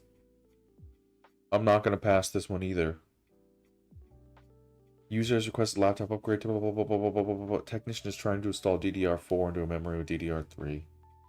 That's the correct answer. DDR3 is slimmer than DDR4 SODIMM. Copy that. You have a user who needs to keep desktop devices such as keyboard, monitor, and mouse permanently connected so that they can be used by an attached laptop.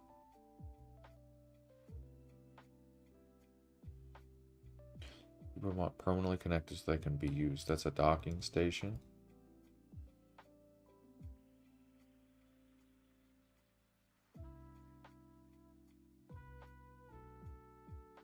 Needs to have their desktop devices, keyboard, monitor, and mouse permanently connected so that they can be used by an attached laptop.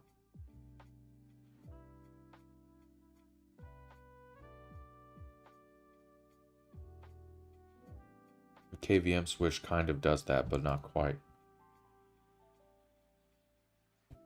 What page are you using to practice, brother? What page? I'm not sure what you mean. What page are you using?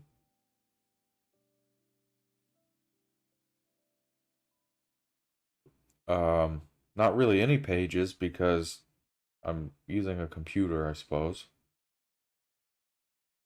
I guess it depends. Not a web page? Is that what you mean? The process by which a processor slows down to conserve power is called throttling.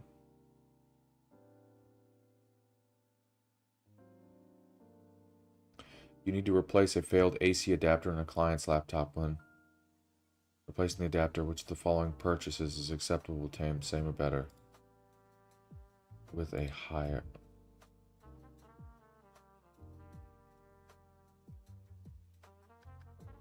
wattage. We're talking wattage.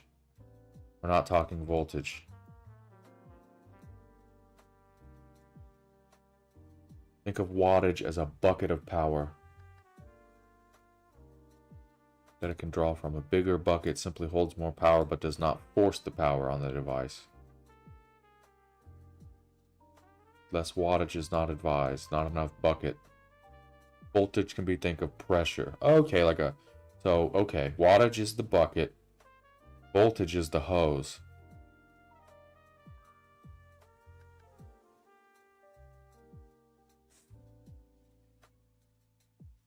So improper voltage is dangerous. Improper wattage isn't inherently dangerous. It says dangerous. So I imagine after a certain point of too much voltage, it becomes danger. You know, the danger just increases with the voltage, right? You should match the voltage ratings. You should also means you should use an adapter with a fixed voltage.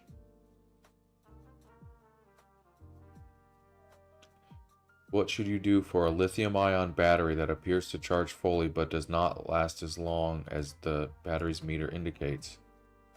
Exercise the battery or calibrate. I think they call that exercising it, where you fill it and then drain it till it's dead. Calibrate. I'm gonna fail this section.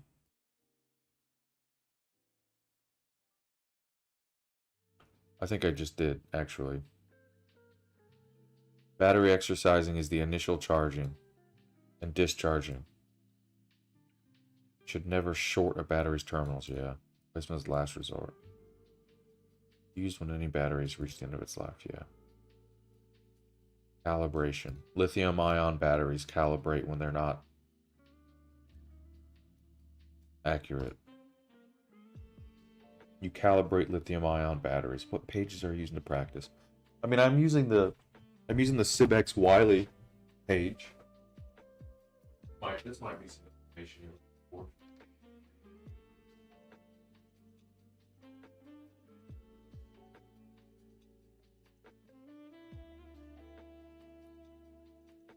This is what we're using right here.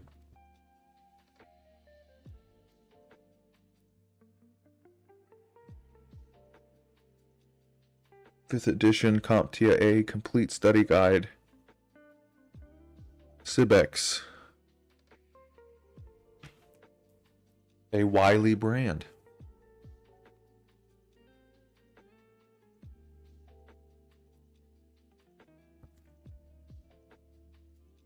CompTIA A+ Complete Study Guide, Core 1 and Core 2, 5th edition. Cibex. That's what I'm using. Found this. I decided I want to get this certification and more. And I started looking at study materials online. It's very expensive to purchase study materials from CompTIA themselves. Very expensive. We were looking at like $700 for the exam with a retake and the study materials. I think one of the packages was like over $1,000 for this. I bought this at Barnes & Noble for $70. And included in this is all of the quizzes, practice tests, flashcards, assessment exams. All included, $70. All the text, all the information of the whole A+ certification, and grueling detail. Grueling. Thousands of pages of detail. Appendixes, glossaries, practice quizzes, just straight information, tables. Great. If you're looking to get into it and you don't have the money to spend, you know, $700, $800, $1,000 on course materials, I'm finding this to be very helpful. $70, Barnes & Noble.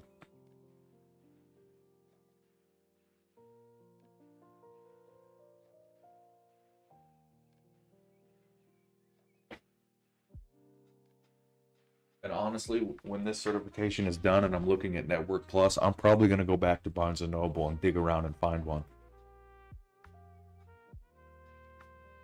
Okay. We got to finish failing this chapter. You're giving a seminar to new technicians on replacing laptop hard drives. A student asks how laptop hard drives will differ from desktop hard drives. What will you tell them?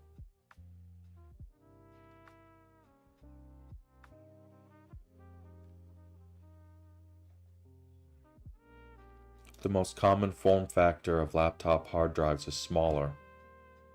That's really the main difference. They function the same way. Solid state or HDD or flash memory, whatever they use. One of your network users has an old laptop with no Bluetooth support. They received a Bluetooth headset. They want to use it with their laptop. They need an adapter. a Bluetooth adapter. Be the cheapest way to do it. Just get a USB one. A user wants their laptop to have a full-sized optical drive and external drive.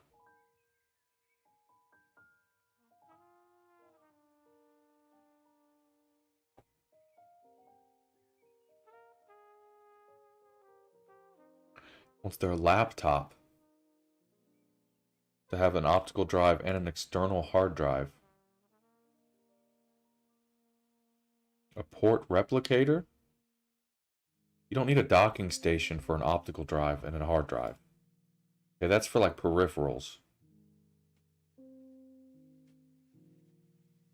A laptop base? A mini PCIe dock? I'm going with port replicator. It's docking station. I'm a goddamn idiot and I failed this because Oh, 15. 15. What is that, a 60%?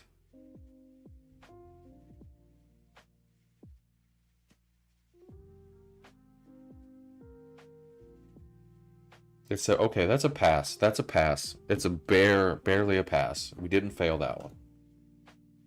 We barely passed it though, so we really need to, okay, so laptop and mobile hardware is 100% something we need to look at.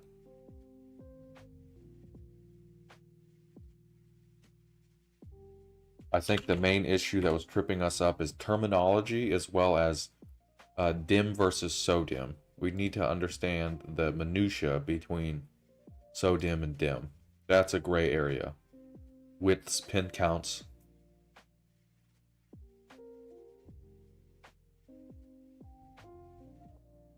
Right? In terms of motherboards, processors, and memory,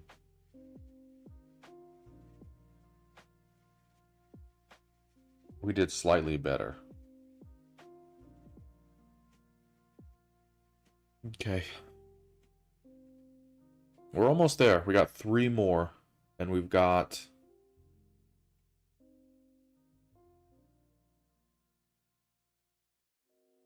about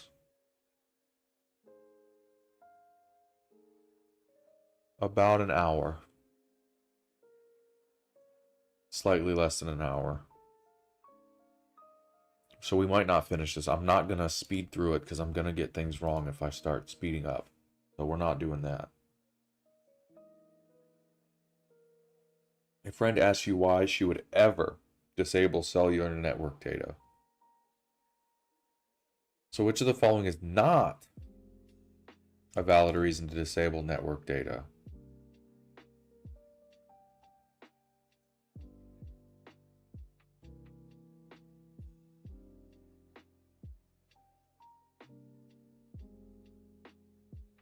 Okay.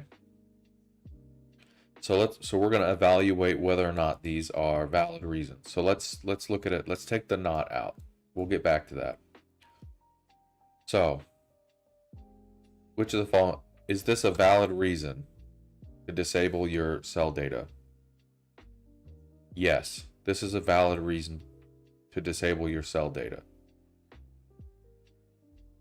because you have a limit.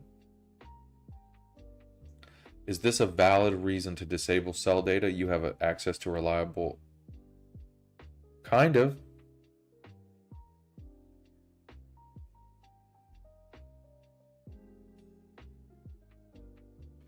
Is this a valid reason to disable data networking? You're about to download an update. Kind of goes hand in hand with this. Okay. So your calls are going out on a cellular network. Is that a reason to disable it? No.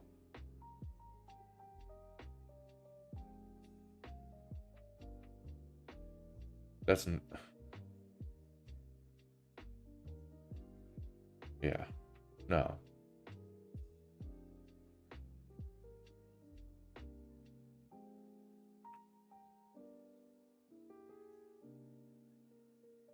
Okay. Phone calls will continue to be sent over... Yeah. This does not imply that your data not using available. Therefore, unless you are particularly sensitive to the situation or know that data is going out over cell access, you might not need to disable it. Okay. That's a very strangely worded question, I must admit. You need to pair two Bluetooth devices with each other. Which of the following is true regarding Bluetooth pairing?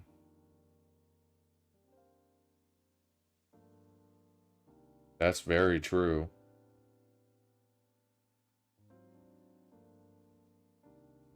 Bluetooth connections. That is not true. It is standardized.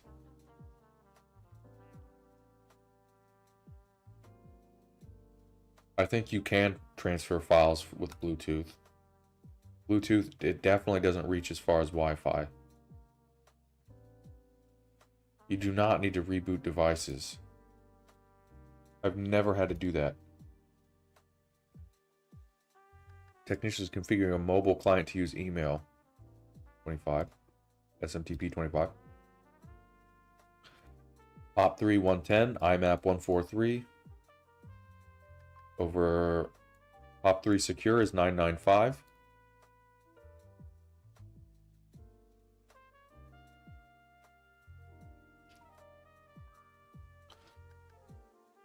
You need to configure email for a mobile client. Their device has a setting referred to port 587. Mail protocol, okay. 587.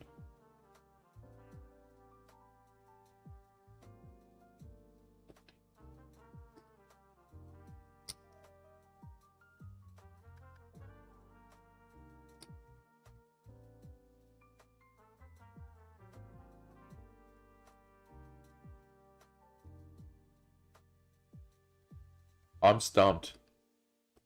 I genuinely have no idea. I think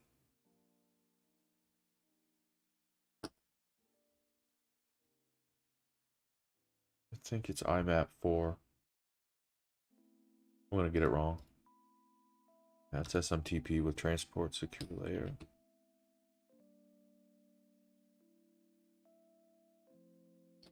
That's rough.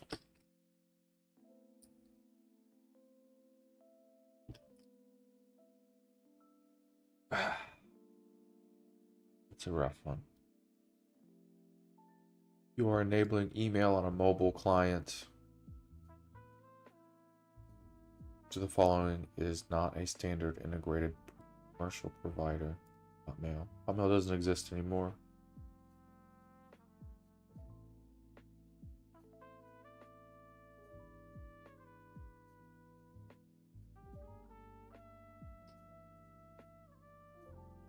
If a user wanted to disable location services on their phone, where would they do that? In the privacy settings.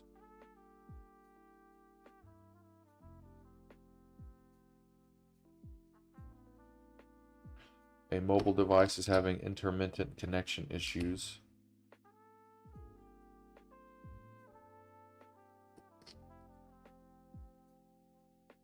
Baseband is a type of internet.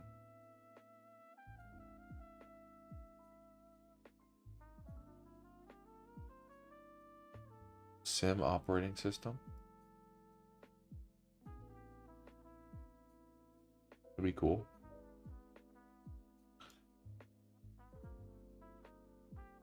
Band communications.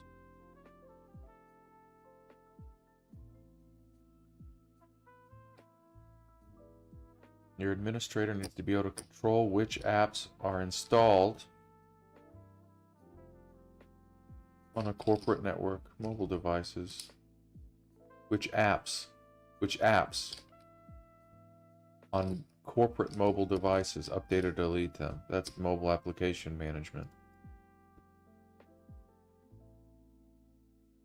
Because we're working on the apps. You need to synchronize Windows desktop between two computers.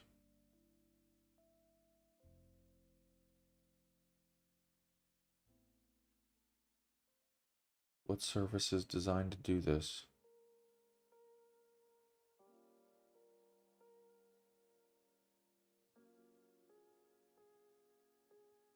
Active Sync. I feel like Active Sync is like for your phone. Active Sync like syncs a desktop and a mobile device, like a PC and a mobile device.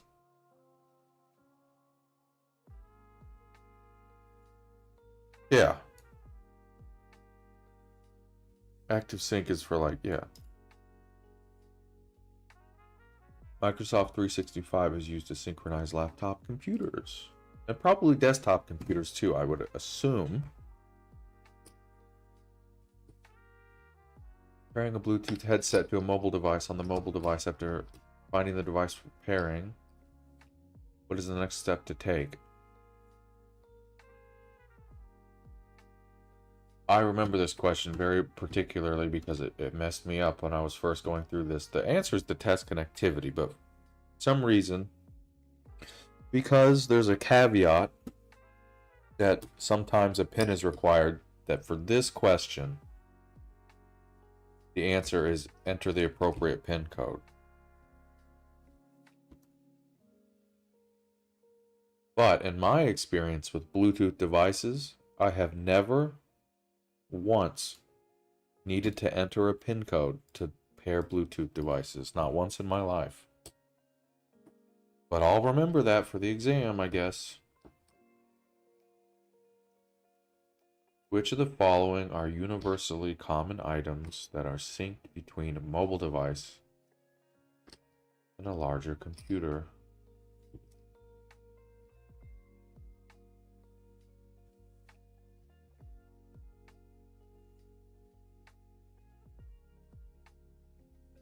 Apps.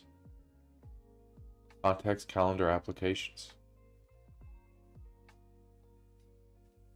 Along with pictures, music, videos, email, bookmarks, documents, location data, social media, books, passwords, blah, blah, blah, blah. It just keeps going.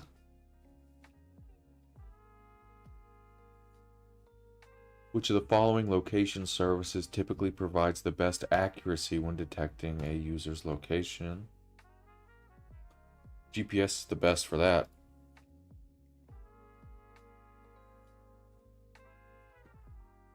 Which of the following statements about configuring email access on a mobile device is true?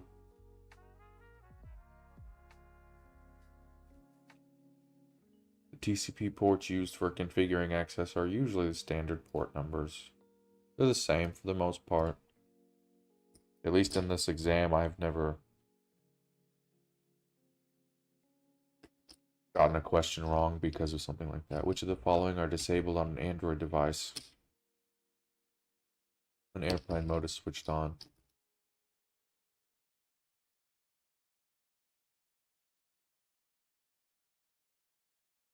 All of it. If I'm not mistaken, all of it.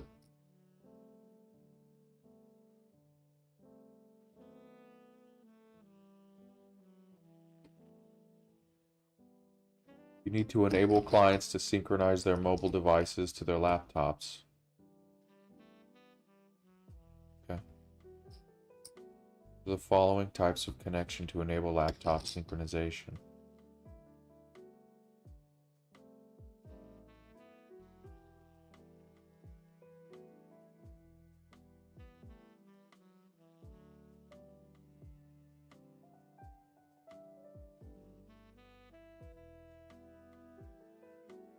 I'm gonna get this one wrong.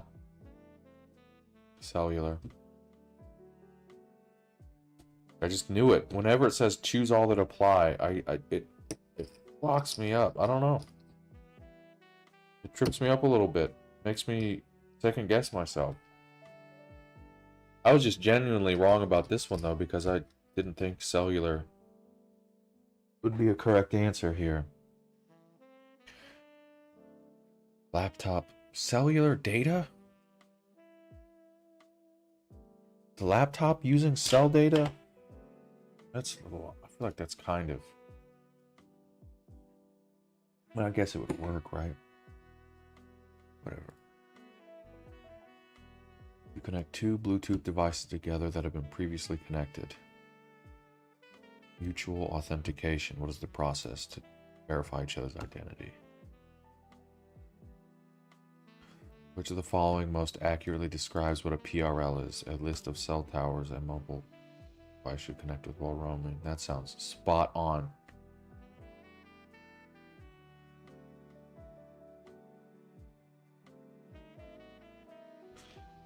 How are we doing on audio? Is it too loud? No. A network administrator wants to be able to remotely wipe everything off corporate smartphones. They need mobile device management.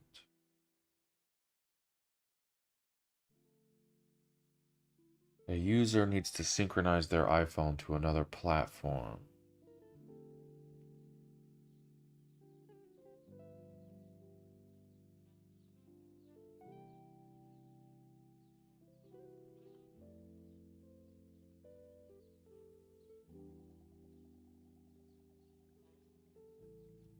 iCloud. You definitely can sync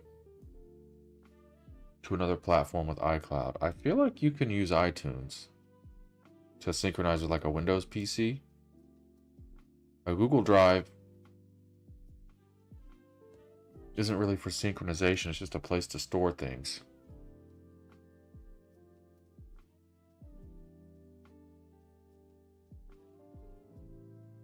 A mobile user is having cellular connectivity problems when roaming, but not near their home. They need to update their PRL settings.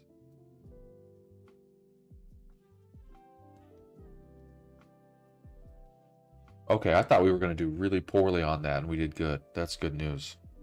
That's exciting.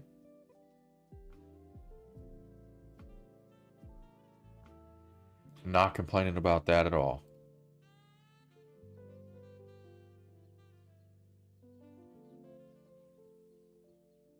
Man, we're spending. What is this? We're at hour 2. Yeah, 2 hours in. Holy crap!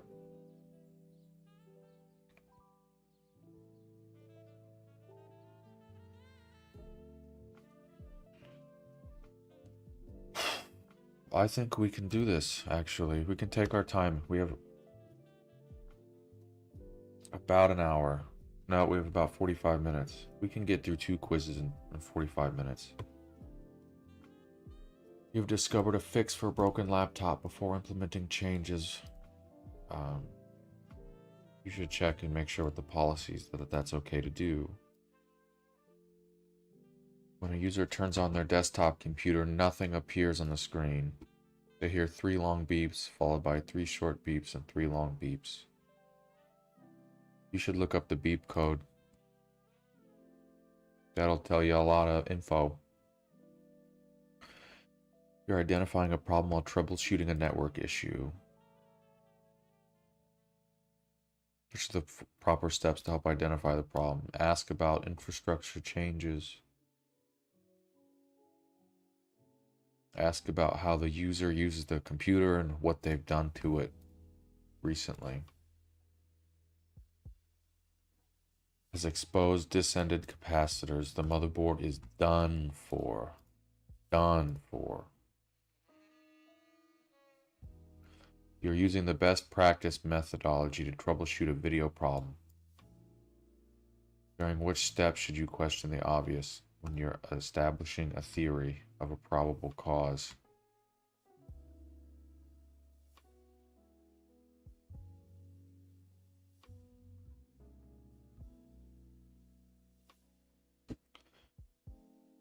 You are solving a problem with a desktop computer that was caused by human error. When is the appropriate time to implement preventative measures according to the best practice methodology?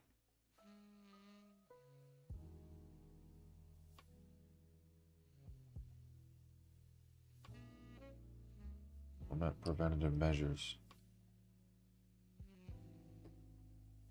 When you're verifying, when you have verified that you fixed the problem.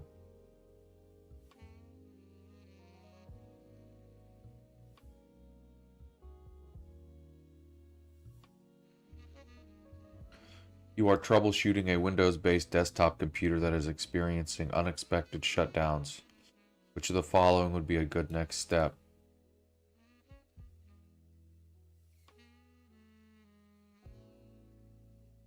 Check the RAM.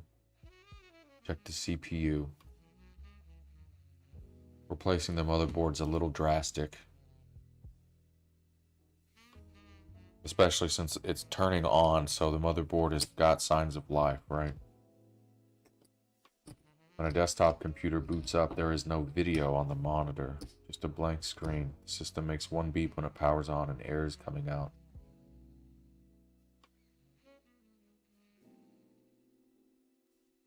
One beep. That does not usually mean everything's good. Post completed.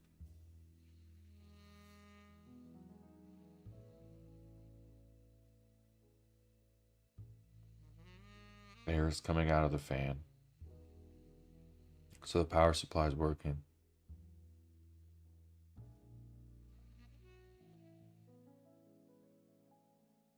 Most likely, the monitor is just not connected. There's no video on the monitor, just a blank screen. No video. That means it's not even on. Yeah. I was about to get so mad if it was the video card. I was like, bro, you said no video. You've implemented a solution that resolved audio problem.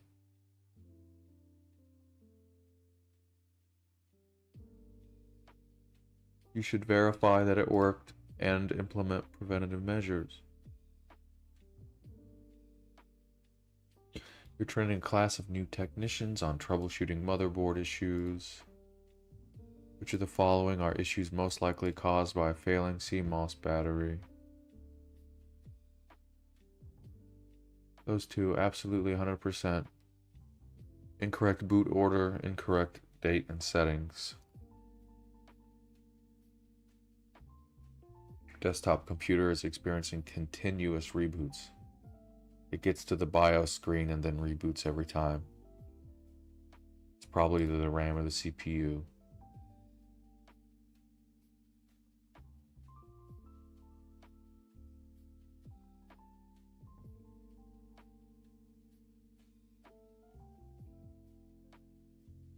Continuous reboots are most likely caused by the motherboard or CPU failing. It's possible that it's RAM, but less likely.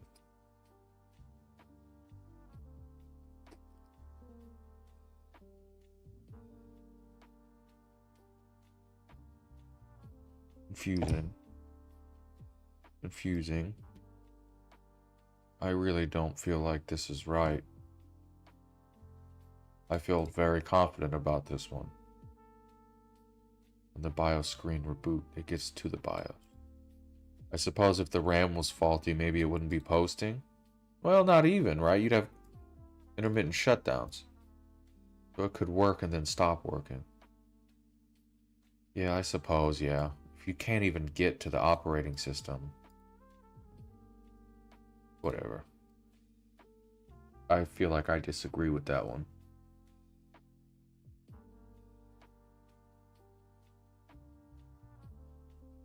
That's annoying. You have fixed a printer problem and verified that it works.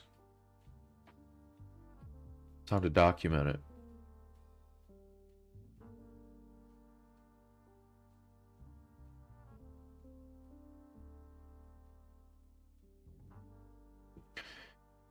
A user pushes the power button on their desktop computer, but nothing happens. They double check that it is plugged in and the wall outlet is working properly.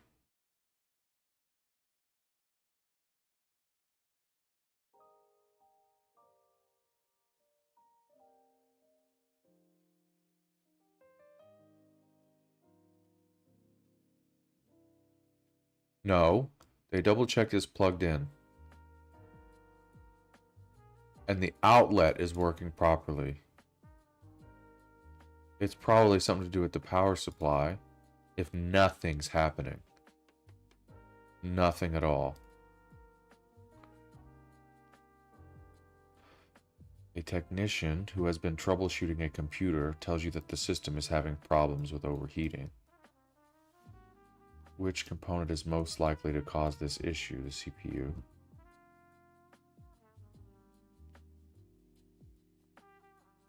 Dude, be getting hot in there.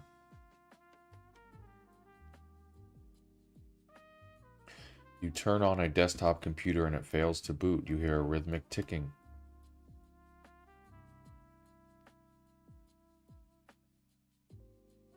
A bomb. You are using the best practice methodology to troubleshoot a printer. During which phase of the methodology should you use external research?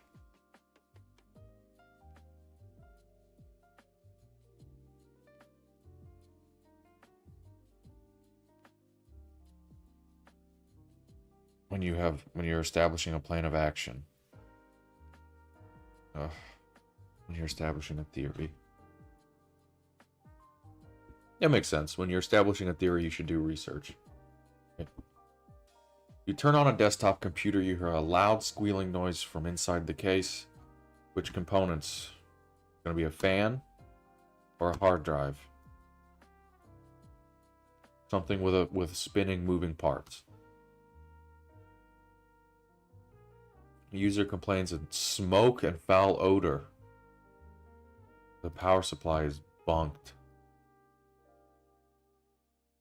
A user complains that their computer keeps crashing. Windows. BZOD. The blue screen of death. You've been troubleshooting a laptop for an hour and have established a theory. Test the theory.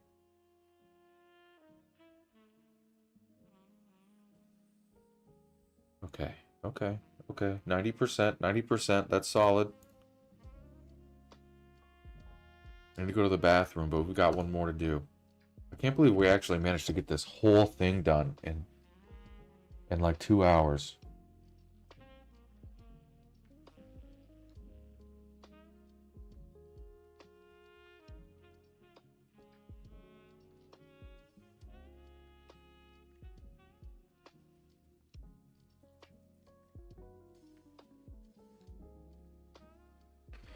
And you know what I'm finding on the CompTIA subreddit is that people are really nice on there.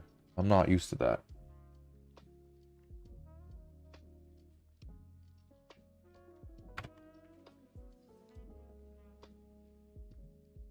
I am kind of the opposite. Seeing all of the iPad posts actually make me a little more nervous.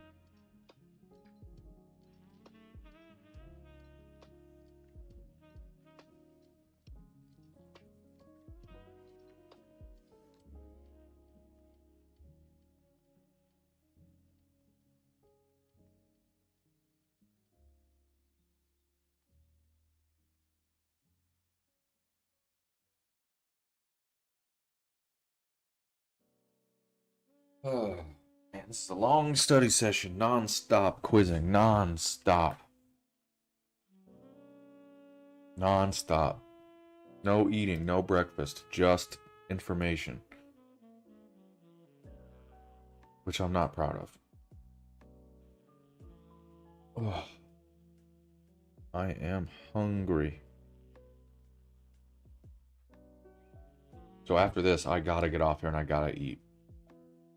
Because I gotta go to work. Can't be going to work on an empty stomach. That's not a good idea. Okay, so we're on chapter 12, hardware and network troubleshooting. If the video on your laptop is not working, what should you do? Toggle the video function key. Try an external monitor.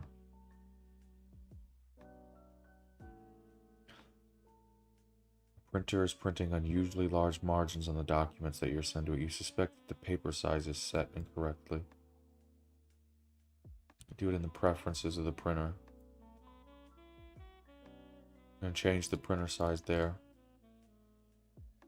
A user tells you that his Android phone is bulging and the device has been hot to the touch. You suspect a battery, which the following is the next step.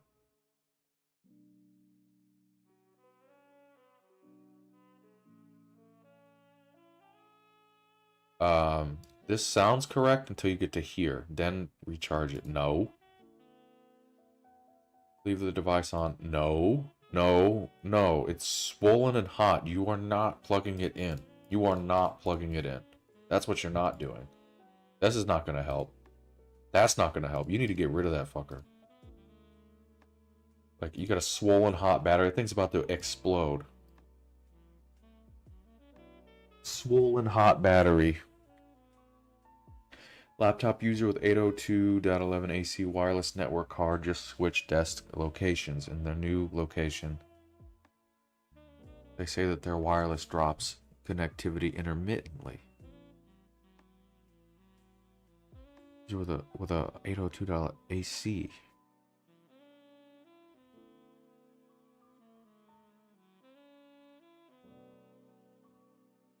Just switch desk locations. Maybe they're just out of range. That's most likely the problem.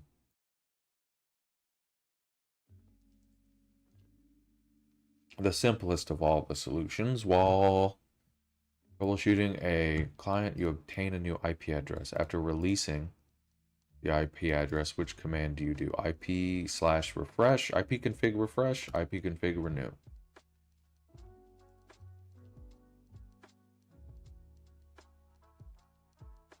No, IP release, IP renew. What am I saying? Users are complaining that their print jobs are not printing. You open the print queue and see 50 jobs lined up. Okay, so it's queuing. The printer is connected and it's online. I believe this is where you start and restop. Start. Stop and restart the spooler. If everything's looking good, but it's just not printing, it's queuing and it's online and it's powered, then that's what you do next. Start and restop. The display on a laptop computer is continuously flickering.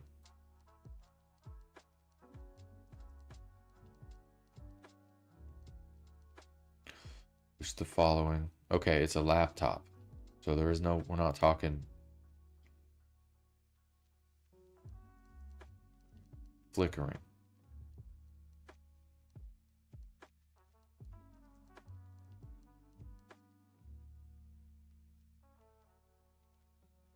Backlight. Or maybe a bad driver? I want to get this wrong. Inverter? The inverter was failing, you wouldn't be getting power. If the display was failing, it could, I mean, that's still, there's subcomponents in there, that's too broad. I think if you had a bad video driver, it might cause flickering.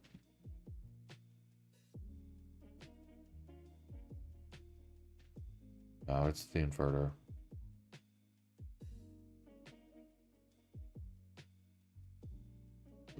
You're having problems with the video card. Video manufacturer's website. Quit fucking with me. A laser printer keeps printing vertical black lines. It's one of these two. Not this, and it's not this. It's either a groove or a scratch or the blade. No, if the blade was broken, it wouldn't be like a line. If there's a groove or a scratch in the drum, it would create a line.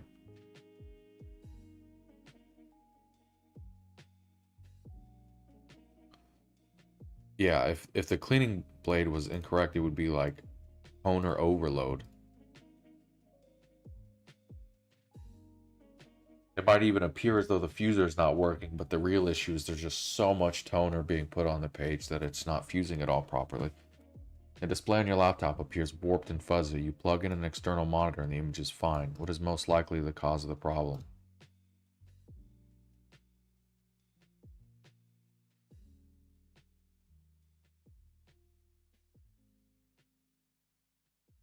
It's either the display or the driver. Warped and fuzzy. No, so it's not an aspect ratio. It's not a resolution thing. It's the display.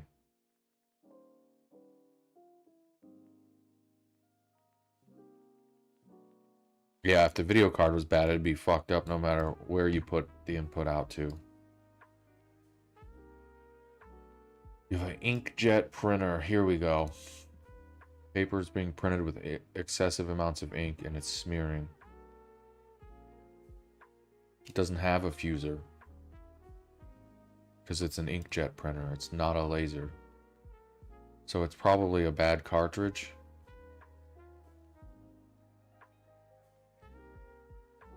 The corrupted print driver would produce a garbled print job. It would not do the other thing.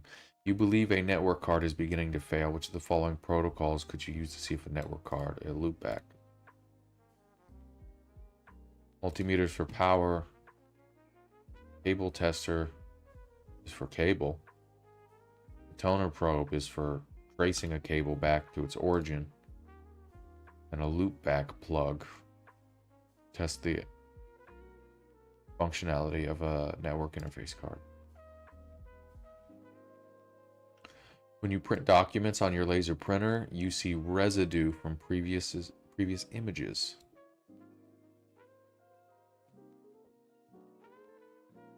Bad erasure lamp or a bad cleaning blade.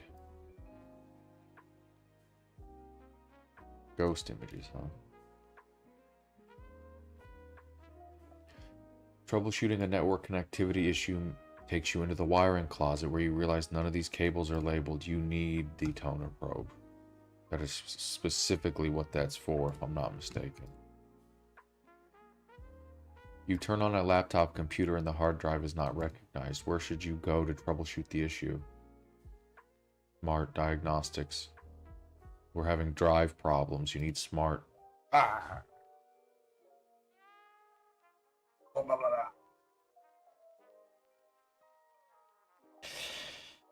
You know, it's one thing when you genuinely are just kind of confused and you're not sure. It's another thing when you are confidently incorrect. That's what hurts.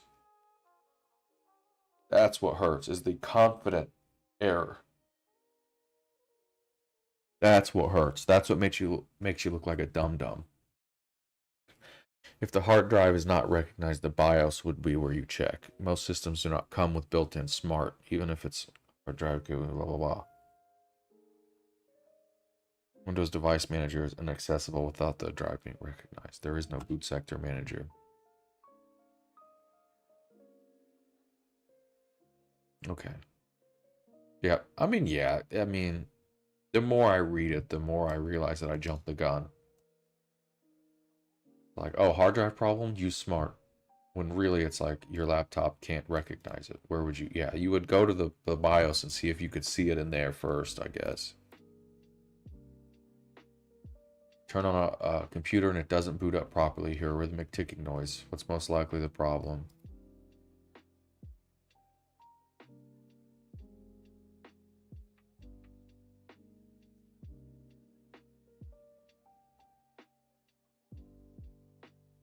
I think a hard drive fan is more likely to fail than a power supply fan. It doesn't boot up properly.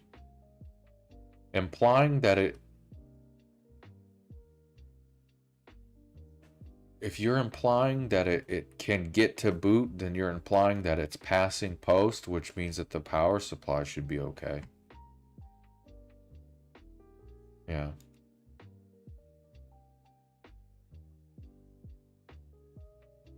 You support an old impact printer. When the printer prints, there's always a blank horizontal line in the middle.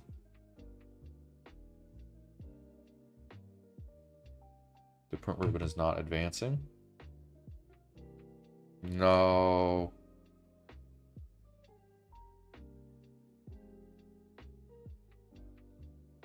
Yeah, I was right. Bad print head. I was right that I was wrong. Gold impact printer. A blank horizontal line in the middle is a bad print head. If I recall correctly, if the print job fades, gets lighter and fades lighter as you go from left to right, then that means that it's not advancing correctly. A network cable for a crucial server has failed. There are no pre-made Ethernet cables, but there are bolt cables and connector. What tool do you need? You need a crimper. To make a cable, you need a crimper.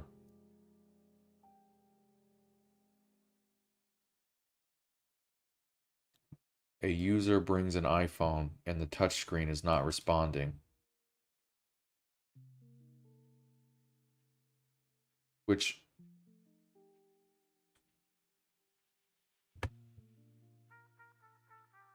a user brings in an iPhone and the touchscreen is not responding.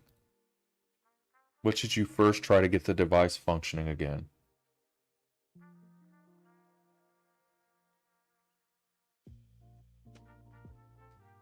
Hold the power button and the sleep-wake button for 10 seconds to reset it. Come on, it's like the same thing. Whatever.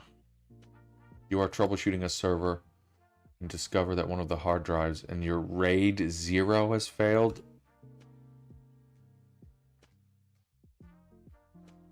You need to replace the drive and it's over. It's over. Okay. 16. That's an 80%. That's an 80% if I'm not dumb, yeah. Okay, so we have 12 chapters and each one is 20. So that's 240.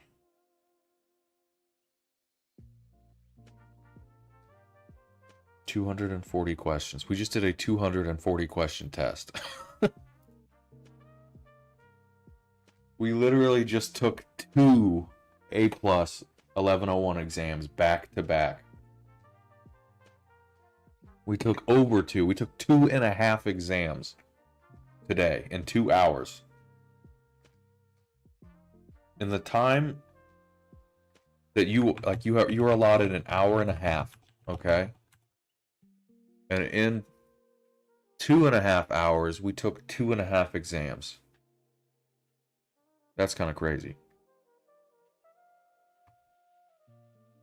Okay. Look, I'm not a perfect person, all right? I'm sorry. 16 plus 17 plus 19 plus 16 plus 13 plus 18 plus 17 plus 16 plus 15 plus 18 plus 18 plus 16 is 199. I missed 41 questions. 199 divided by 240 is 83%. That's a pass. That's a strong pass. Fuck yeah, man. That makes me feel good. That is a big pass. That is a long, thorough, intricately detailed pass. 240 questions. 83% correct. 240 questions. 240. The test bank is like 900 questions. Almost. We've already seen 30% of all of the possible questions that we're going to be asked in terms of multiple choice.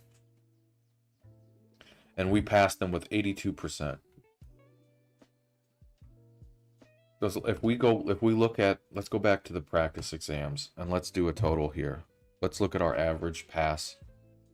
So 61, 61, 61, 60. 243 questions. About the same.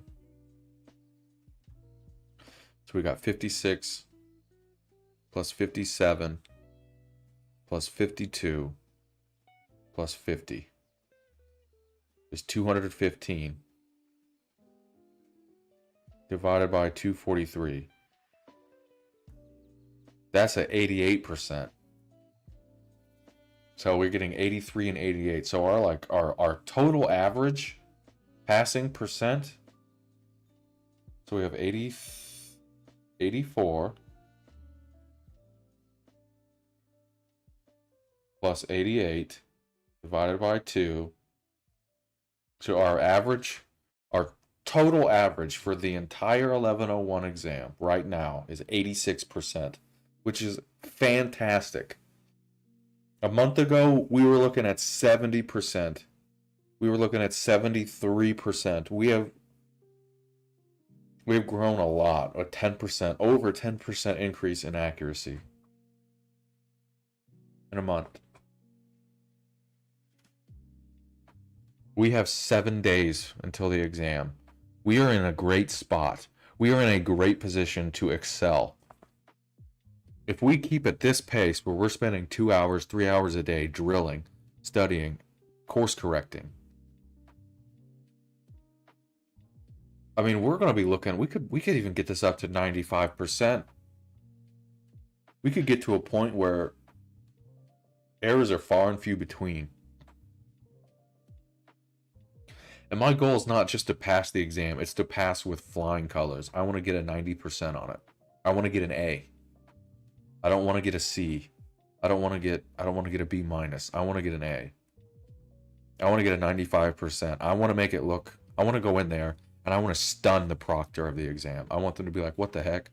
I want to do so good that they think that I cheated. I want them to suspect me of cheating because I answered so accurately. That's what I'm shooting for.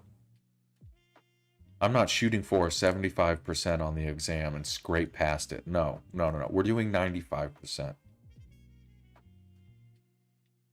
We have until September to finish part 2. We don't have time for BS. We need to just drill it, okay? Video games,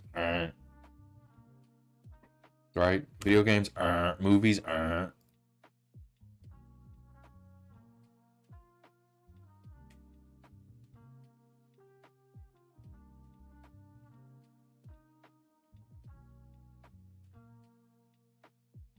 That's really good news, man. I'm feeling very good. I'm feeling very confident about this today. Very confident. Appreciate you guys coming around and watching. It's actually kind of cool to get some people stopping by. That was fun. I had fun. I actually had fun doing this. I can't believe I'm saying that, but I'm feeling like I'm having a great day. And all I did this morning, I woke up, made coffee, started the stream, and drilled for 2 hours, 2.5 hours. Okay, it's payday. Feel me? I got vacation next week. I got this cert test coming up. We're going to be streaming and studying all weekend and all week. Probably play some games here and there as well. What's insane though is I find that when I study and I stream it, I am so much more engaged and motivated. For some reason, the fact that in the back of my head there's a camera looking at me and what I'm doing is instantaneously being broadcasted for other people to see, what that creates is accountability, right? It's one thing to tell people in your life that you're studying and doing something, but it's another thing to may have video evidence of it, right? Like I could be going around telling people that I'm studying, but spending this time here, streaming a game, or I could be doing anything else. I could just be lying, but the fact that once I turn on the stream, I feel extremely accountable, right? Not just that I am studying, but I'm doing it in a productive way. And I'm demonstrating that I am studying productively to myself. I know, like, my employers aren't watching this. Potential employers are not watching this. My family's not watching this. No one's watching it except for random strangers that stop by. But I don't know. It's weird. It's very weird. But it feels like it's working. shout out to Jonas. Thanks for the follow, Jonas. Thank you for nubbing manually. Thank you, Jonas.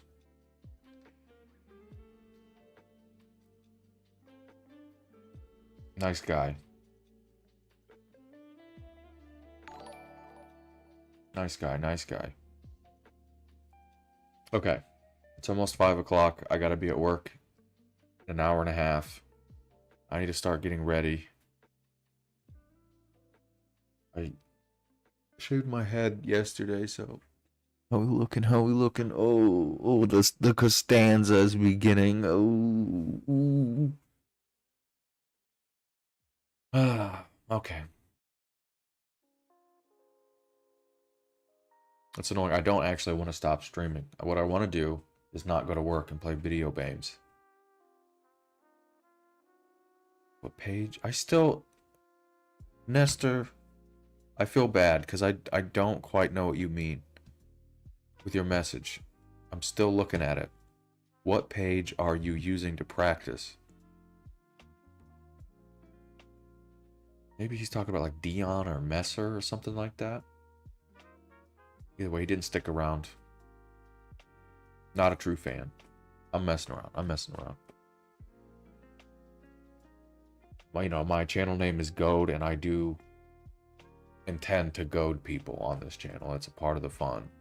It's a part of the character, I guess. Not in like an actually mean and hostile and nasty way, but in like a, you know, just bait. I'm just baiting. It's bait. It's all bait. I'm really happy. I'm really excited that we did so well. Thanks for sticking around. I'm feeling electric right now. I'm feeling electric. I feel better than I did when I first committed to this. I'm tingling. I got tingles. The endorphins are released. I feel like I just beat a Dark Souls boss. You know, I just feel like I feel like I just beat Pontiff for the first time.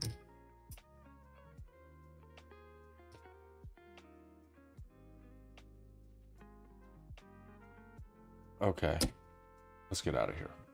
Have a good day. I'll be back on in less than 12 hours. Probably like 9 or 8 hours. I'll be back on. I'll probably be streaming on Twitch tonight. Probably playing some Helldivers like I always do. Getting mad. Going into a level 10 and playing with graphics settings in the middle of a match and ruining it for everybody. Either way. Have a good day. Peace out.